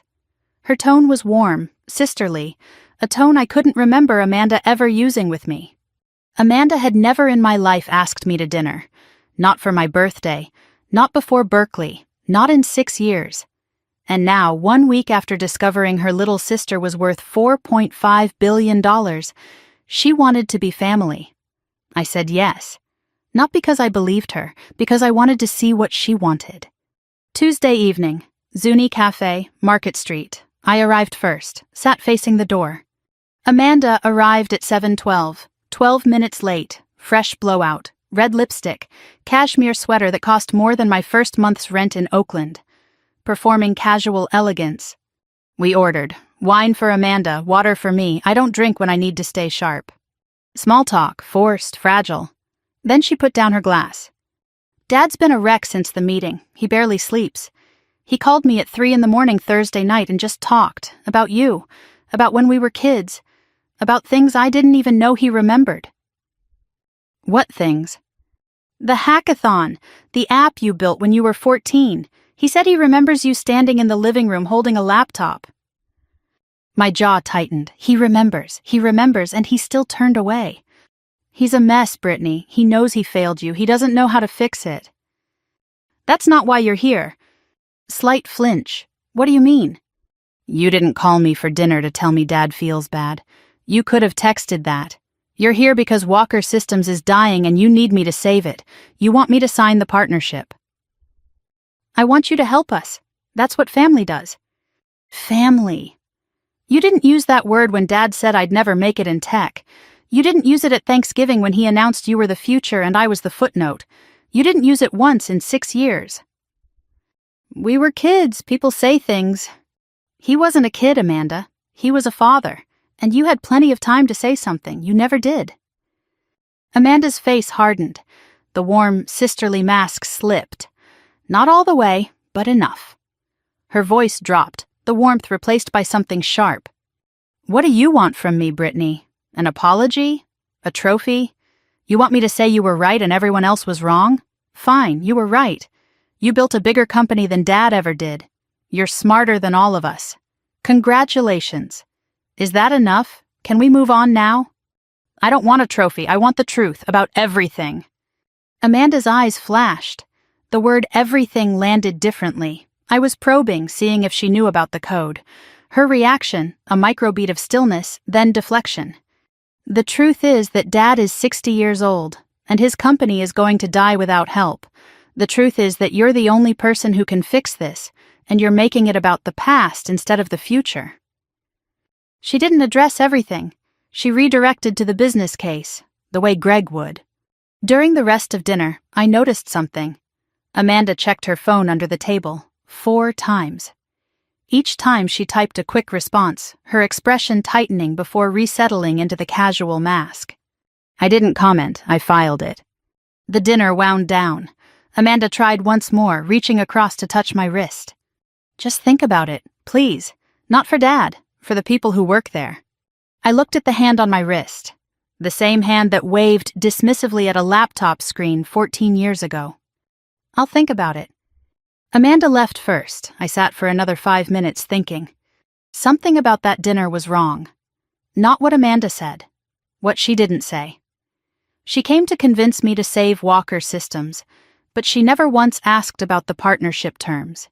She never asked what the deal structure would look like, what Novatech would want in return, what would happen to her title or her position. A VP whose company is being acquired doesn't show up to dinner without those questions. Unless she already knows the deal won't happen. Unless she's already working on an alternative. Something about that dinner was wrong. Not what Amanda said, what she didn't say. She came to convince me to save Walker Systems, but she never once asked about the partnership terms. She never asked what the deal structure would look like, what Novatech would want in return, what would happen to her title or her position. A VP whose company is being acquired doesn't show up to dinner without those questions, unless she already knows the deal won't happen, unless she's already working on an alternative. Wednesday morning, I was called into an informal check-in with 2 board members, Helen Park, lead independent director, former CFO of a Fortune 500, sharp and no-nonsense, and David Reeves, investor representative, Rachel Simmons's designee on the board. Helen led. Brittany, we've noticed significant resource allocation toward Walker Systems. 3 analysts reassigned from the Meridian Competitive Analysis. Full technical audit. In-person meeting with their entire leadership team. For a company valued at 1/60th of our market cap. I believe there's strategic value in their client base and certain technology elements.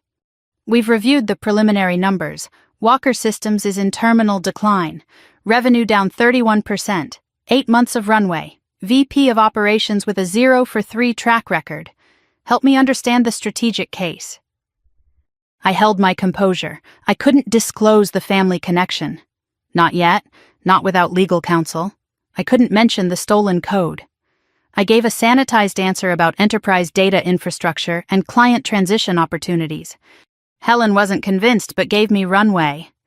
David Reeves said nothing, watched with an expression I couldn't read. He worked for Rachel. Rachel knew the truth. Whether David did was a question I couldn't answer. The board was right to question me. I was doing exactly what a CEO should never do, making a business decision driven by personal emotion. I knew it, Leah knew it, and now Helen Park was circling it like a hawk. The clock was ticking.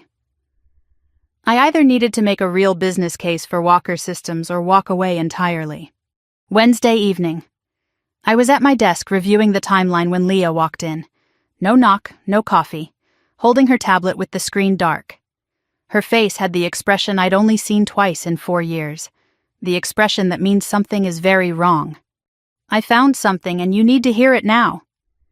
She sat, showed me intercepted data from Novatech's competitive intelligence system, which monitors encrypted communication patterns between companies in our sector. Starting the day after our meeting with Walker Systems, there's been a spike in encrypted communications between someone inside Walker Systems and Meridian Tech. Meridian, our biggest competitor, the company that's already taken 2 of Walker's clients. Someone inside Walker is feeding them information about our deal discussions, pricing strategy, due diligence timeline, meeting notes. How much do they have? Enough to build a counteroffer. If Meridian approaches Walker Systems with a competing acquisition bid, they'll have enough intel to undercut anything we propose. I stared at the data. Someone inside Walker Systems was sabotaging the Novatech deal by selling information to the enemy. Can you identify the source? Not yet. The communications are VPN routed, but the metadata gives us a device signature. We'll have a match by Thursday. 3 crises, 3 fronts, the stolen code I was holding, the board questioning my judgment, and now a mole inside Walker Systems trying to kill the deal. Someone didn't want this partnership to happen. Someone inside my father's own company was feeding our strategy to our biggest competitor. And sitting in that office, replaying dinner with Amanda, the warmth that felt rehearsed, the phone she kept checking, the questions she never asked about deal terms, I felt something cold settle in my stomach. I stood in my kitchen at 11 that night, replayed the dinner frame by frame. Amanda's phone under the table, 4 checks, the tightening expression, the fact that she never asked about terms, structure, her own role. A VP whose company is being acquired asks about terms, unless she knows the deal won't happen, unless she's building an alternative. Amanda's question, what do you want, Brittany? A trophy? Not a sister reconnecting, a negotiator testing what the other side will accept. Amanda's touch on the wrist, just think about it. A stall, keep Brittany from acting, buy time. Amanda came to that dinner not to reconcile. She came to distract, to hold me in place while someone somewhere was sending our deal strategy to the one company that could use it against us. I didn't have proof. Leah would have the device match by Thursday. But I didn't need proof to know. I could feel it the way I'd felt every dismissal in that house. The sick, familiar certainty that someone in my family was working against me. Again. I picked up my phone, started to dial Greg's number, stopped. I didn't call my father, because I didn't know which conversation to have first, the one about the code he stole or the one about the daughter who might be selling us both out. Someone was sabotaging us. Someone inside my father's company was feeding confidential information to our biggest competitor. Everything Meridian needed to build a counteroffer that would blow ours out of the water. The board was questioning my judgment. The stolen code was a loaded gun I hadn't decided whether to fire, and now this. I thought about Amanda, the wine she ordered, the phone she kept checking, the questions she didn't ask, the hand on my wrist. Just think about it, please. And I had a sinking feeling I already knew who was trying to kill this deal. Thursday couldn't come fast enough. Thursday morning, 7:15. Leah had been at her desk since 6. I walked in on 3 hours of sleep. She didn't ask. She could see it. She turned her screen toward me, metadata analysis, device signatures. The encrypted communications to Meridian Tech matched against Walker Systems' registered corporate devices. The VPN masked the IP, but the device fingerprint is unique. Every Apple device has one. The encrypted communications were sent from an iPad Pro registered to Walker Systems' corporate account. She paused. The device is assigned to Amanda Walker Ross. I didn't flinch. That was the worst part.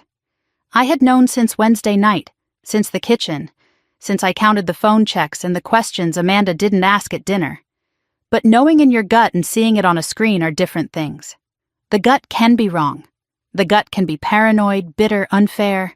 The screen doesn't lie.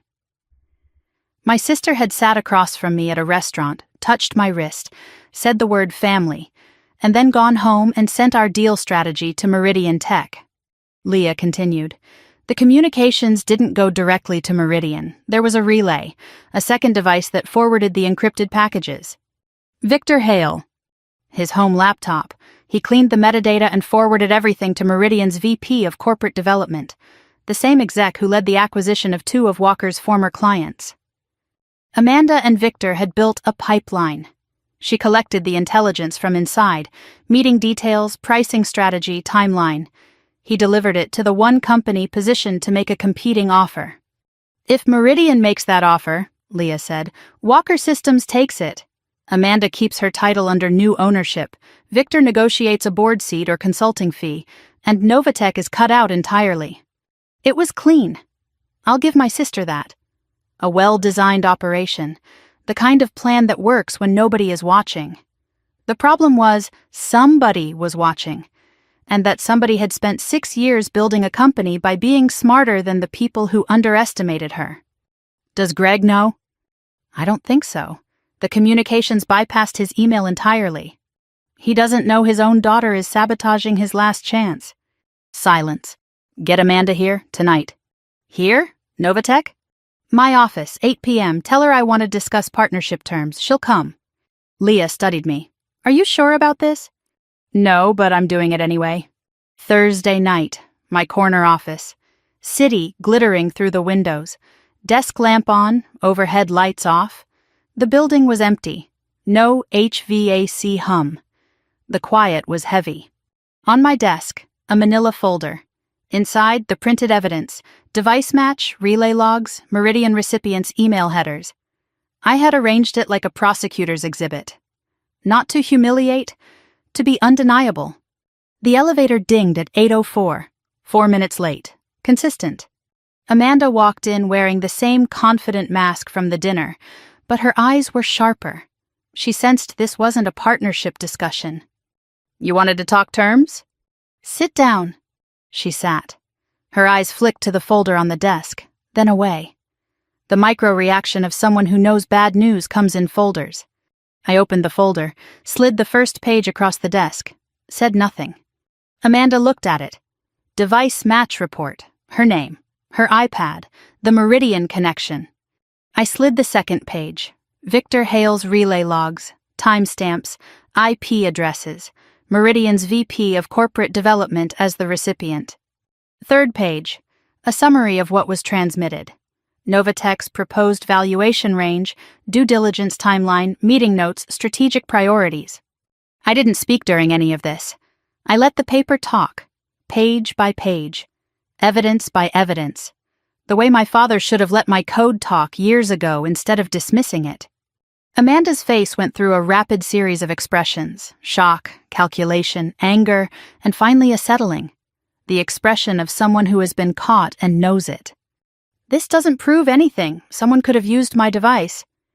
The iPad was used from 3 locations: your apartment in Austin, the Hilton on Union Square, where you stayed during our meeting last week, and Zuni Cafe. Zuni Cafe, Tuesday night dinner. Her mouth closed. You were texting Victor during our dinner, not your husband, Victor Hale, who was forwarding our strategy to Meridian in real time. Silence. 30 seconds, an eternity in a quiet room. Amanda's denial died. The mask didn't crack. It fell. Not gradually. All at once. Like a wall that had been holding back water for years.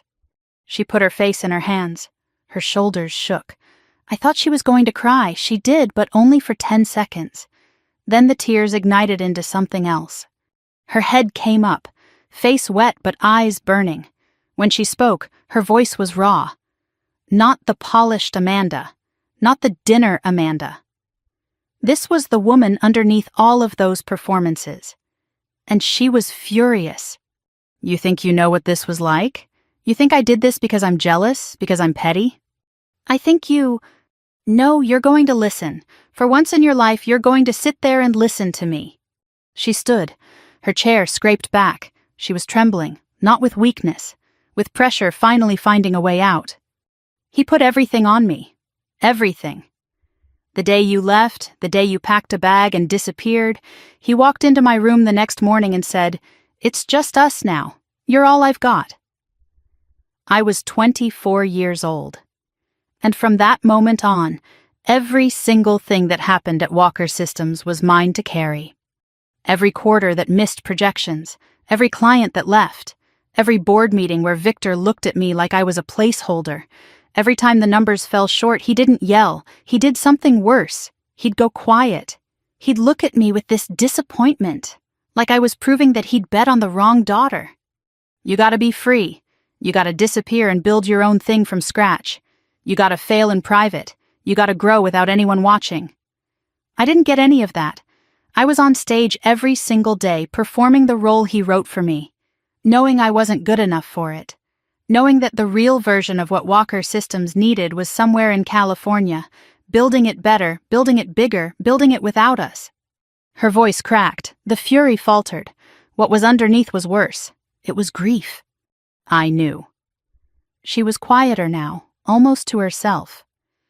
I always knew you were the smart one. Even when I called your app a cute hobby, I knew. I said it because Dad was standing right there, and saying what he wanted to hear was the only way I knew how to survive in that house. This landed on me like a physical blow. I expected denial, deflection, maybe anger. I didn't expect honesty. And I didn't expect Amanda to say the one thing she'd never said in 32 years. I knew you were better. She sat back down slowly, like the explosion had emptied her. I didn't want to destroy the deal. I just couldn't stand the idea of you saving us, of you being the one who fixes everything, of Dad looking at you the way he should have looked at you all along, and realizing that every year he spent watching me was a waste. It wasn't a waste, Amanda. Don't be kind to me right now. I don't deserve it. No, you don't, but I'm not being kind. I'm being honest. He broke both of us, just in different ways. Silence held. Two sisters across a desk, the evidence between them, the anger spent, the masks on the floor. For the first time in 32 years, nothing between us except the truth. What are you going to do? I haven't decided. If you go public with the leak, I'll face charges, corporate espionage, maybe criminal. I know. Will you? I looked at Amanda, really looked. Past the blown-out hair and the cashmere and the performance. I saw what I didn't see at the dinner. Exhaustion. Not from a bad week. From a lifetime of being someone else's answer to a question they never should have asked. I saw two things at once. The woman who had betrayed me, who smiled at me over wine and sent our secrets to our enemy under the table. And the girl who had been locked in a glass case labeled Golden Child and told to perform perfection every day while our father watched and waited for her to fail. I was the daughter he ignored. Amanda was the daughter he crushed with attention. We were both his casualties. He just used different weapons. I'm not trying to be right, Amanda. I'm trying to save 73 people. Long pause. I know. That's what makes it worse. Amanda left. I sat alone.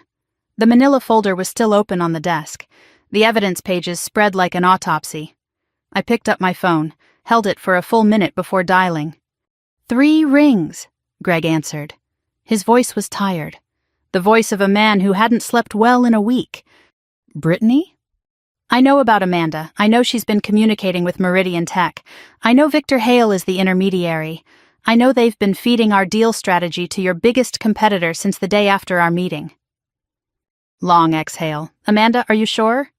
I have the device logs, the relay chain, and the recipient at Meridian. Yes, I'm sure. Silence. I could hear him breathing, shallow, unsteady. And I know about the code, Dad. The word Dad came out before I planned it. I hadn't called him that since the conference room. It caught both of us.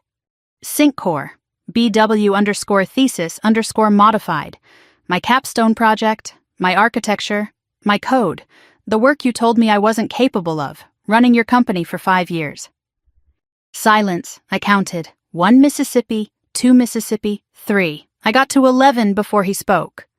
I'm losing everything, both daughters, the company, everything.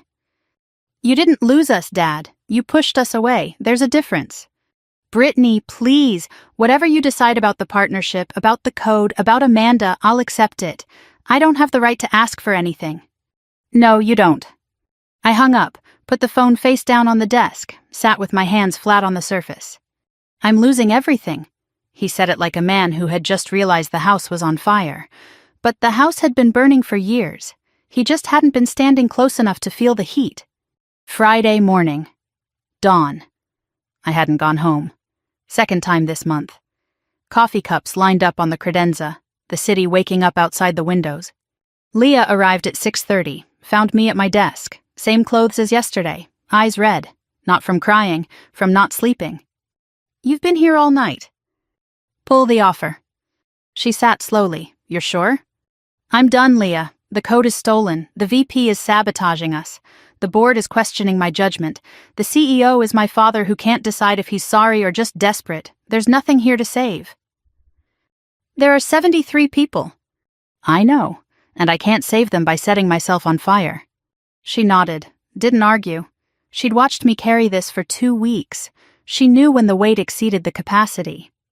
I'll draft the withdrawal letter. Thank you. She left. I turned to the window. The fog was burning off, the bridge appearing piece by piece through the white.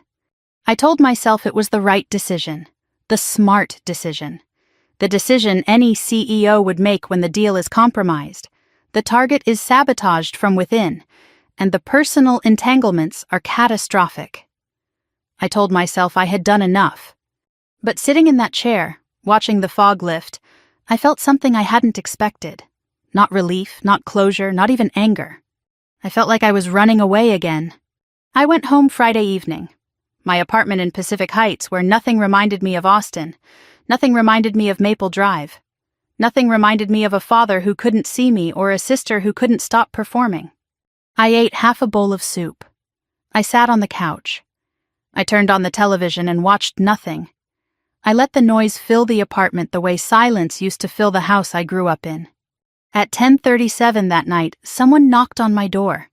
Not Leah. She would text first. Not Amanda. She wouldn't dare. Not Greg. He didn't have my address. I opened the door, and standing in the hallway, holding a shoebox in both hands, with red eyes and bare feet in the corridor, the same bare feet she'd stood on at the bottom of the stairs in Austin 6 years ago, was my mother. She said, I should have come sooner. Can I come in? There are moments that split time into before and after.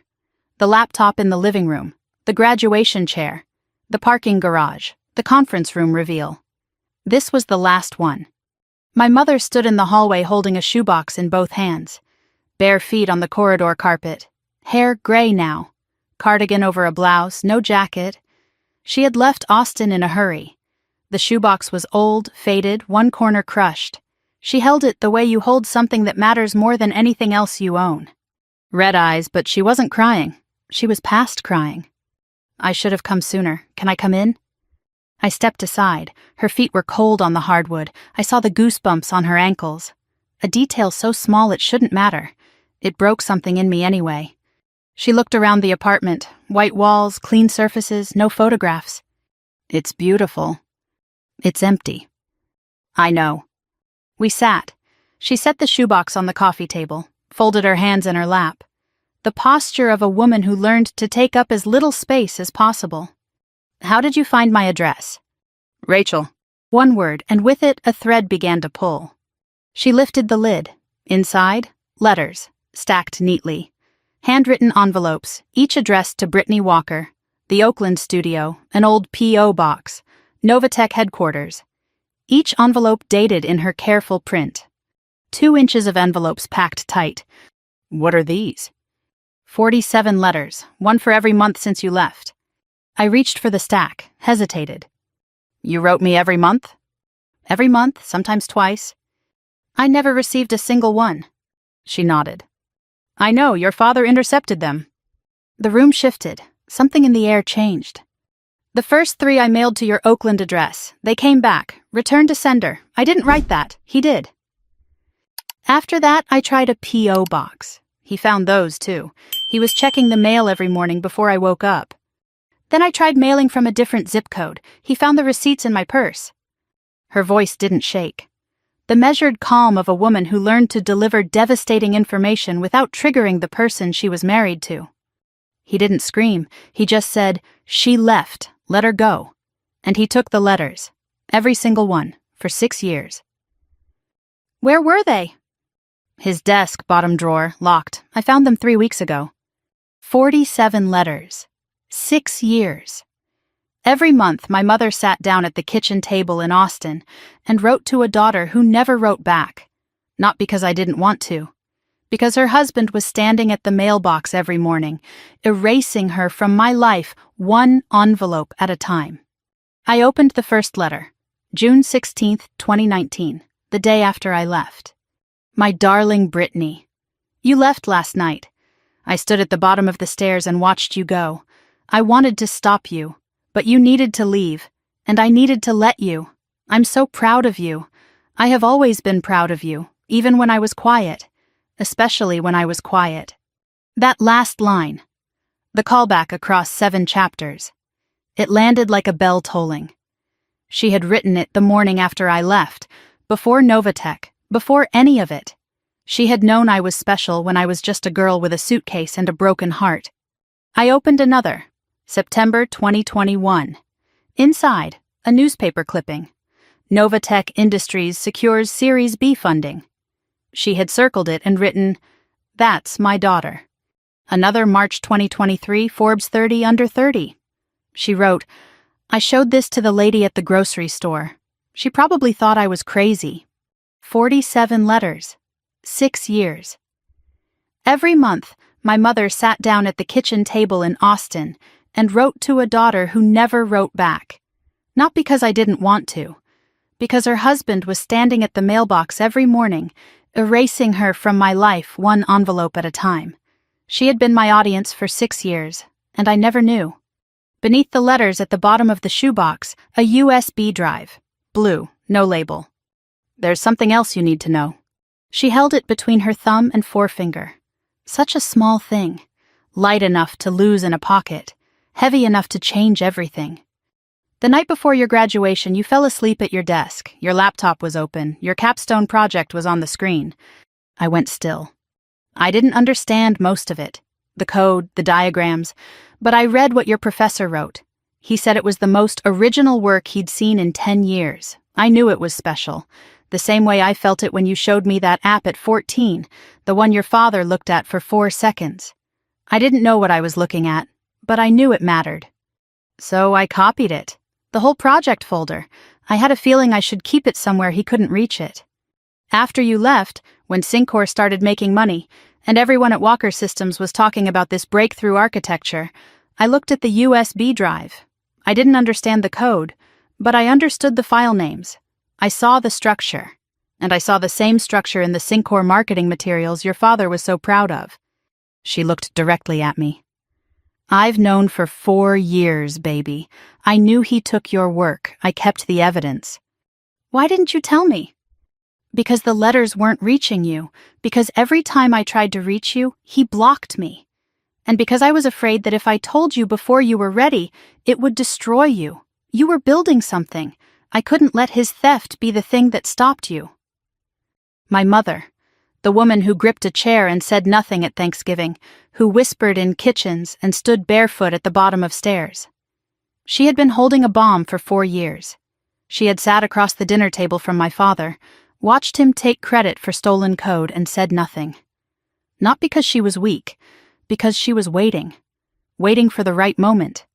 Waiting for me to be strong enough to hear it. I had one more question. The one I'd been holding since Oakland, since I opened an envelope and found $400 and a business card for a woman I'd never heard of. The envelope, the $400, Rachel Simmons. How did you know an angel investor in Palo Alto? She smiled. The first time all night, the smile of someone finally allowed to set a secret down. Rachel and I were roommates at UT Austin, freshman year, 1983. We stayed close after college, birthday calls, Christmas cards, the kind of friendship that survives distance. The week before you graduated, I called her. I hadn't called in 2 years. I said, "My daughter is brilliant. She's going to need help, and her father won't give it to her. If she ever calls you, please, take the meeting." You called her before I left? I could see what was coming. The graduation, the data entry comment. I knew you were going to leave, and I knew you wouldn't have anyone. So I put Rachel's card in the envelope, and I prayed you'd find it. When I called Rachel, she said, "I've been waiting for someone like you." She wrote me a check that day. She knew who you were from the moment you called. I told her everything. Your coding, your projects, your capstone. She wasn't waiting for someone like you. She was waiting for you. The condition, don't use your last name. Rachel's idea, to protect you from being dismissed as Greg Walker's daughter, from the name being a ceiling instead of a floor. Novatech, $4.5 billion, 312 employees, Forbes 30 under 30, the company I called self-made. And it started with a phone call from a mother in Austin to a college roommate in Palo Alto, made from a kitchen phone while my father was at work, a week before my world fell apart. I was never self-made, I was mother-made, and she never told me. She never took credit. She never said, "I'm the reason Rachel answered your call." She just let me believe it was mine. I set the USB drive on the table, next to the 47 letters, next to the Forbes clipping with "That's my daughter," next to the first letter with "Especially when I was quiet." And then I cried. Not gracefully, not a single dignified tear rolling down a composed face. I cried the way people cry when they've been holding a wall upright for 6 years and someone finally says, "You can put it down."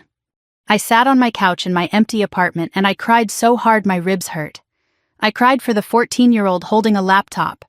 I cried for the girl who put the Berkeley letter back in her pocket. I cried for the woman in the parking garage who broke for 10 minutes and never let herself break again.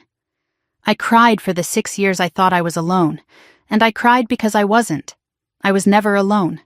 My mother had been there every single day, in letters I never read, in phone calls I never knew about, in a business card tucked into an envelope, in a USB drive hidden in a shoebox. She had been fighting for me from the shadows, and the only thing she asked in return was to be let through the door. She didn't hug me immediately. She waited. She let me cry.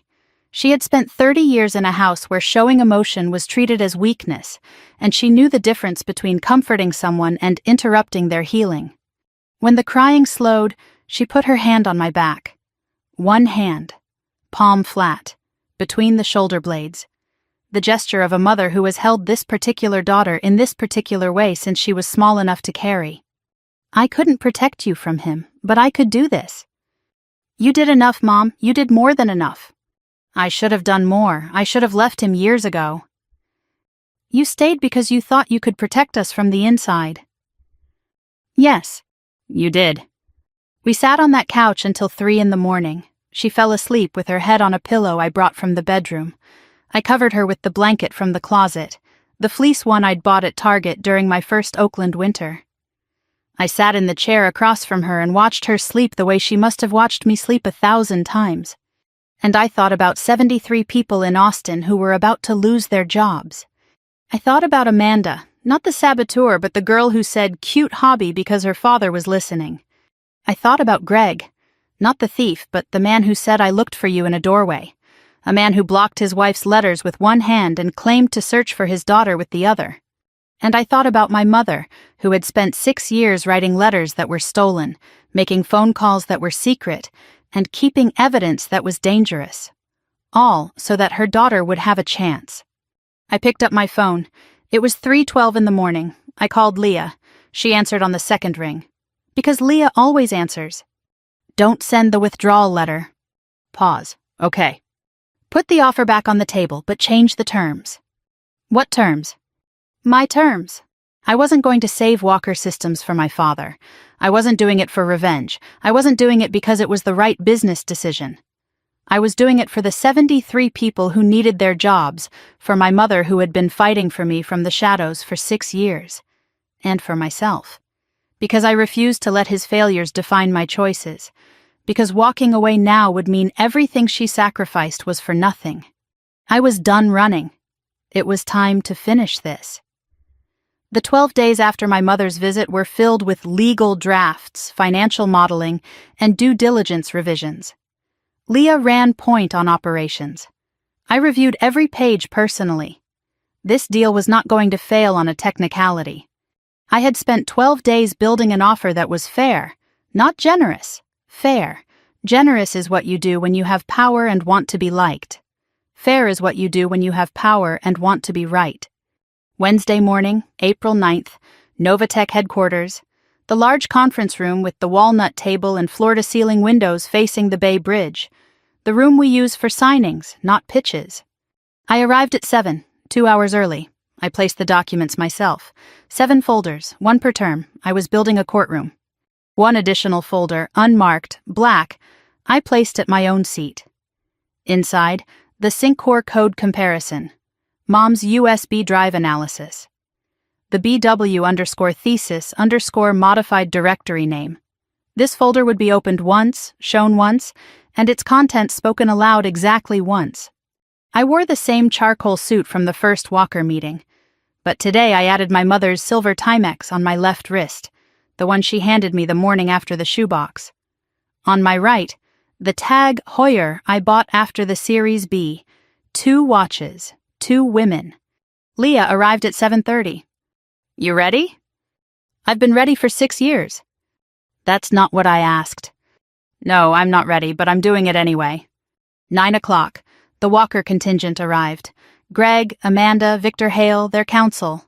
On our side, me, Leah, Helen Park from the board, and James Okafor, our general counsel. I sat at the head, Greg at the far end, Amanda to his left, Victor to his right, the same distance as 3 weeks ago but reversed. In that room, Greg walked in not knowing his daughter was at the other end. Today, he knew. No small talk, no coffee. This was a closing, not a negotiation. I stood. Here are the terms of Novatech's acquisition of Walker Systems. They are non-negotiable. Term 1. Novatech will acquire 100% of Walker Systems at fair market value, plus a 12% goodwill premium. This values the company above what any other bidder would offer, including Meridian Tech. The mention of Meridian landed like a stone. Amanda's face went white. Victor's jaw tightened. Term 2. All 73 current employees will be retained. No layoffs for 24 months. Term 3. The Walker Systems brand will continue as a subsidiary. Clients will experience continuity. Term 4. Greg Walker will retire from all operational and advisory roles, effective upon signing. He will retain the honorific title of Founder Emeritus, no operational authority, no board seat. Greg nodded. His hands were flat on the table. Term 5. Amanda Walker Ross will step down as VP of Operations, effective upon signing. Amanda stiffened. I paused, then added, Amanda will be offered a 12-month advisory consultancy at her current compensation, with the option to transition to a permanent role if she chooses. This is an offer, not a requirement. Amanda's eyes widened. She expected termination. She expected punishment. She got a choice. For 1 second, we made eye contact across the table. Not warmth, not forgiveness, recognition. Term 6. I opened the black folder, took out 2 pages. SyncCore, the flagship product of Walker Systems, is built on a code base that matches 87% of a capstone project submitted to the University of California, Berkeley, in June of 2019. The project was authored by Brittany Ann Walker. The directory in Walker Systems server is labeled BW_thesis_modified. The code was imported in August of 2019, 3 months after the original author left the Walker household. Silence. Absolute silence.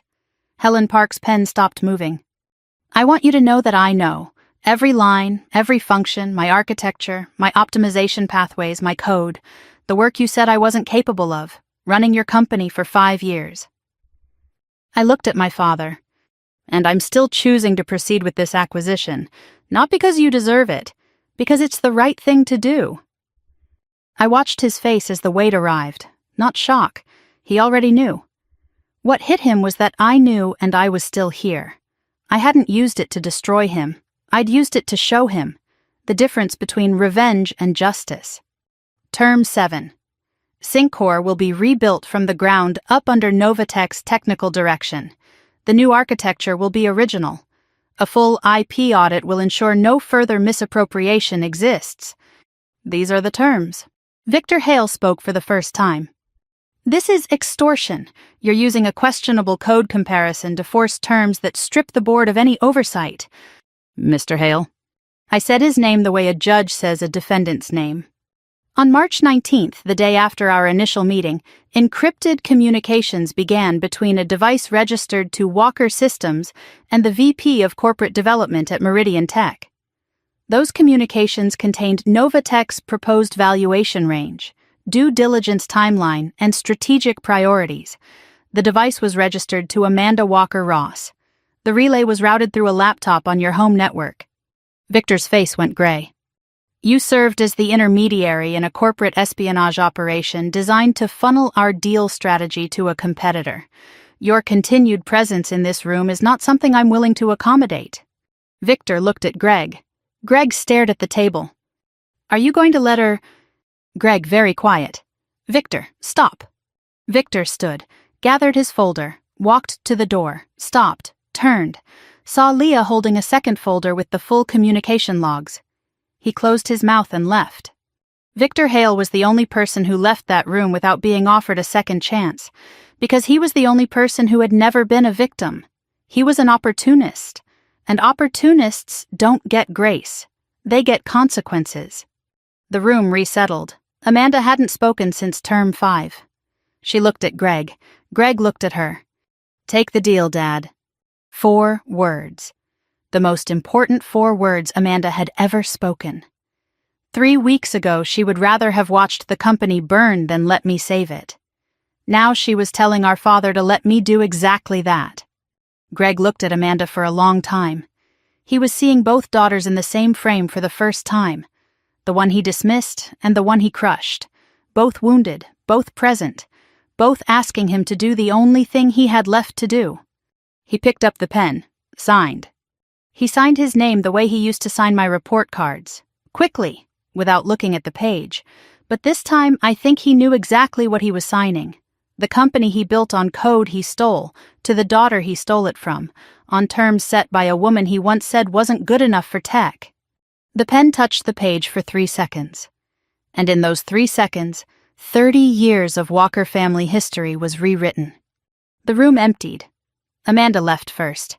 She looked at me as she passed but didn't speak. I nodded. Later. Not now. Helen Park shook my hand. Leah collected the folders. Greg remained seated at the far end of the table. He hadn't moved. I asked Leah to give us the room. She hesitated. She knew what this conversation would cost me. She nodded and left. Father, daughter, the Bay Bridge through the windows. I need to tell you something, not because you asked, because I should have told you years ago. I waited. I used your code. I knew what I was doing. After you left, I found your capstone project on the old ThinkPad in your room. I showed it to our lead developer. He said it was years ahead of anything Walker Systems had. I told him to use it. I told myself it was just a student project, that you'd never know, that it was just sitting there, unused. But I knew whose work it was. And I knew the girl who wrote it was somewhere in California, eating ramen, trying to build something from nothing while I was building my company on her work. He stopped, looked at his hands. I don't know when it started, the lying to myself. Maybe it was the moment you showed me that app at 14, and I felt something I didn't expect. I felt afraid, because my daughter was smarter than me, and instead of being proud, I was threatened. He said the word threatened. I had waited 14 years to hear my father say one honest thing about why he treated me the way he did. And there it was. Not cruelty, not indifference, fear. I don't deserve your help. No, you don't. But the people who work for you do. They didn't steal anyone's code. They didn't intercept anyone's letters. They didn't tell their daughter she wasn't good enough. 73 people. That's who I did this for. And your mother? Yes, and Mom? His voice broke. Your mother never stopped believing in you. I know, she showed me. He heard the emphasis on showed. She wrote me 47 letters, one every month. You intercepted them all. His head dropped. You told her to let me go, and then you told me you looked for me. Both things are true. Both things can't be true, Dad. They can. I wanted you to stay gone, and I wanted to know you were okay. I wanted control, and I wanted relief from the guilt. I was two things at once, selfish and sorry. That's the truth, that's all of it. It was the most honest thing my father had ever said. Not an excuse, an admission. He was selfish and sorry. He wanted me gone, and he wanted me safe. He stole my code, and he missed my face. He was not a villain. He was a man who loved his daughter badly enough to lose her. I didn't know what to do with that. I still don't. I stood, buttoned my jacket, walked toward the door, stopped, turned back. I'm not forgiving you today. Maybe not tomorrow, maybe not this year. He looked up. But I'm leaving the door open. That's more than you gave me. Thank you. Don't thank me, earn it. I walked out. The door closed with a soft click, not a slam. I don't close doors with violence. I close them with precision. Earn it, 2 words. The hardest sentence I'd ever said. Because it meant I was giving him something I wasn't sure he deserved. Time. The chance to prove that the confession in that room was real. I didn't believe he could. Not yet. But I believed he should have the chance to try. Because that's what my mother would do. The deal closed 31 days later. Quietly, professionally. The wire transfer went through on a Tuesday morning in May while I was drinking coffee at my desk. Walker Systems became a wholly owned subsidiary of Novatech. The transition team introduced themselves to 73 employees who had spent months wondering if they would still have jobs by summer. They did. Greg cleaned out his office over a weekend, alone. Amanda told me later that he took only 2 things, a family photograph from 1999, and the pen he used to sign the acquisition papers. Amanda accepted the advisory consultancy. 3 weeks after the signing, she sent me an email. Thank you for not destroying me when you could have. I'm trying to figure out who I am when I'm not performing for Dad. I didn't reply. But I forwarded her name to a recruiter I trusted. She didn't need to know it was me. Victor Hale disappeared from the industry within 6 months. He wasn't worth the paperwork. My mother moved into an apartment 3 miles from Maple Drive, her first solo apartment in 32 years. We talked on the phone every Sunday. She never told me what to feel about my father, she just listened. I sat in my office on the 42nd floor, looking out at the San Francisco skyline, and I realized something I hadn't expected. Winning didn't feel the way I thought it would. It didn't feel like triumph. It didn't feel like revenge. It felt quiet. The same kind of quiet that filled the house at 14 Maple Drive when nobody was fighting and nobody was talking. Except this time the quiet wasn't empty. It was full. Full of 73 jobs saved, full of 47 letters read, full of a USB drive in my desk drawer, and a silver watch on my wrist and a phone call every Sunday. The quiet was full, and for the first time in my life, so was I. But I wasn't finished yet. 6 months later, Walker Systems still existed.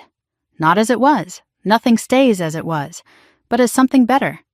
The transition team had spent the summer rebuilding the infrastructure and doing what Novatech does best, making things work.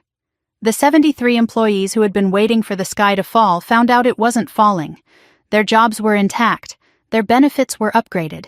Nobody in that Austin office was going to feel invisible on my watch. 3 months after the acquisition, I received an email from a woman named Donna in client services. She'd been there for 19 years. She wrote, I'm 57 years old. I have a mortgage. I was looking at job listings for the first time in 2 decades when the Novatech team walked in. You saved my job. I don't know why you did it. But thank you. I read that email 3 times. Then I closed my laptop and sat with it. I didn't save Walker Systems for my father. I saved it for Donna and 72 others whose names I was still learning. The deal was never about revenge. It was about the people who get caught in the crossfire when families go to war. Amanda left Walker Systems on the last day of May. She served the advisory consultancy for 1 month before deciding she didn't want it. She told Leah, "I need to build something that's mine. Not my father's company, not my sister's consultancy fee, mine." I understood. Maybe for the first time, I understood Amanda completely. Because that was exactly how I had felt the night I left Austin. She opened a small consulting firm in Dallas. Not Austin. A new city, the same way I had chosen Oakland. A new name. Ross Advisory, using her married name. She was starting over at 32, building from the ground up. We didn't speak often. A text on her birthday, a short phone call at Christmas.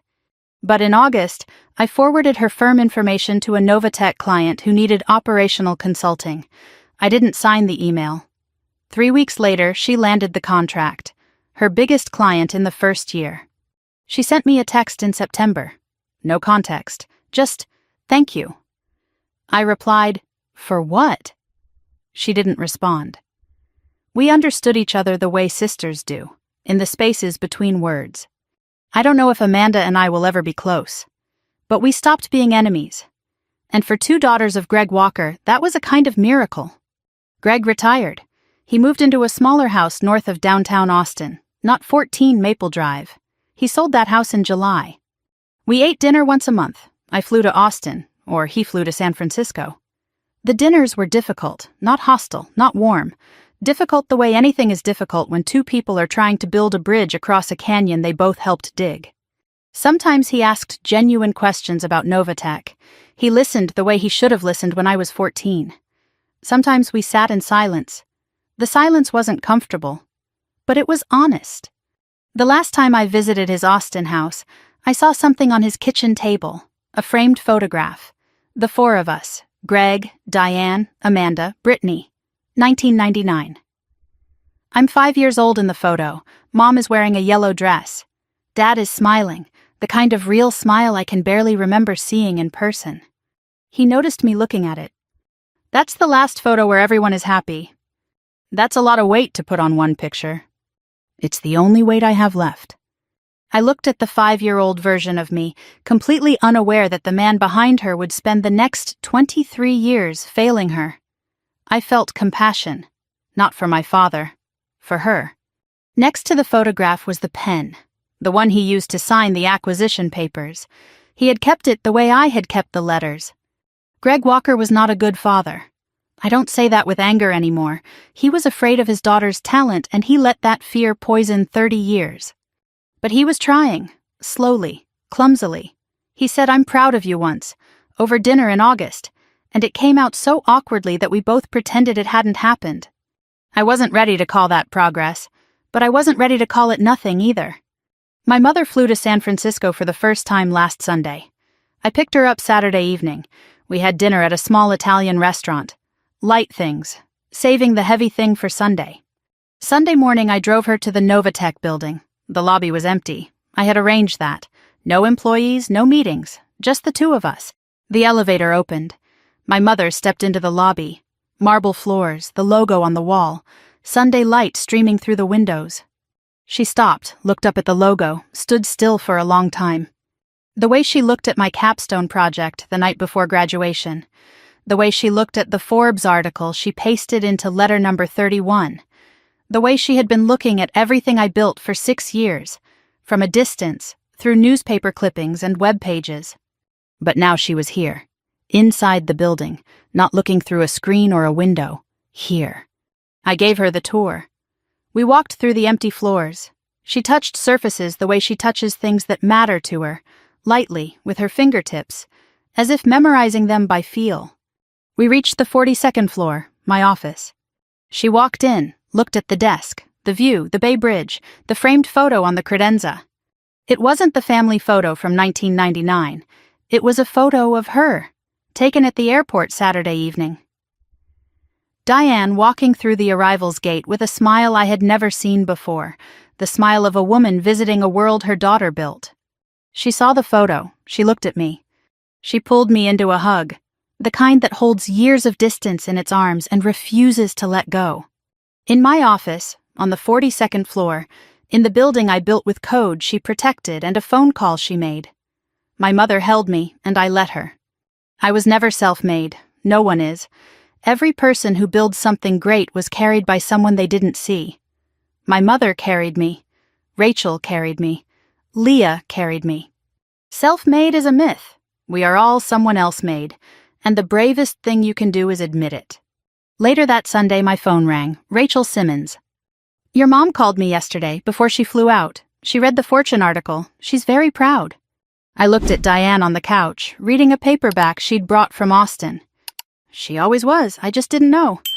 You know now, that's what matters. The circle closed. A phone call from a kitchen in 2019, a business card in an envelope, a seed check, a company, a shoebox, and now a mother on a couch, a daughter in a chair, and a college roommate on the phone. All connected by a thread that started 30 years before I was born. That's where Novatech began. Not in a garage, in a friendship between two women who stayed in each other's lives long enough for one of them to save the other's daughter. People ask me sometimes what revenge feels like. They expect me to say it feels like victory, like vindication, like the moment in the movie when the music swells and the bad guy finally gets what's coming to him. It doesn't feel like that. Revenge, real revenge, the kind that changes your life instead of just ruining someone else's, feels like building something so solid that the people who doubted you have to walk through the front door and ask for help. It feels like choosing mercy when you could have chosen destruction. It doesn't taste like victory, it tastes like clarity. The moment you realize that the person who hurt you was smaller than you thought, and you were bigger than they said. I learned things this year that I wish I had known sooner. I learned that forgiveness isn't a gift you give to the person who hurt you. It's a door you open for yourself so you can walk through it and leave the hurt in the room behind you. I haven't walked through that door with my father. Not yet. Maybe not ever. But I've unlocked it. I learned that strength isn't silence. My mother was quiet for 30 years, and I used to think that meant she was weak. She wasn't. She was the strongest person in the house. Strength doesn't always roar. Sometimes it whispers. Sometimes it shows up with a shoebox.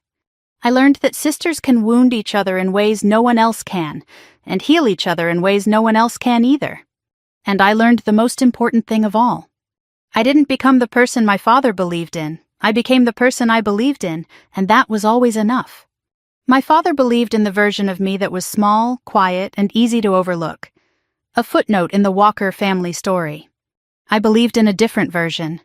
The girl who coded an app at 14, the woman who pitched investors for 9 months before one said yes, the CEO who sat across from the man who raised her and said, "I know what you did, and I'm choosing to help anyway." That version of me was always there.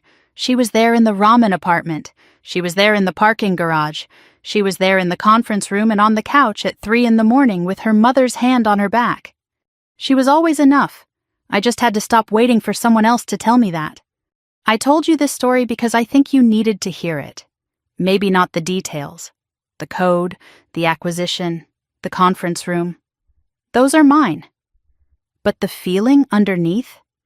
The feeling of being overlooked by someone who should have seen you?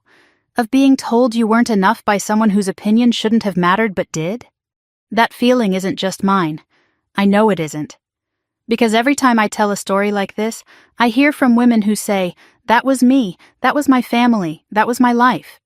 So if this story reminded you of someone in your family, someone you used to be, or someone you're still becoming, I want to hear about it. Not because I'm curious, because your story matters. It matters the way my mother's letters mattered, even when no one was reading them. Leave a comment.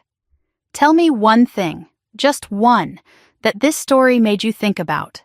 A memory, a person, a moment when someone underestimated you and you proved them wrong, or a moment when someone believed in you and you didn't know it until later.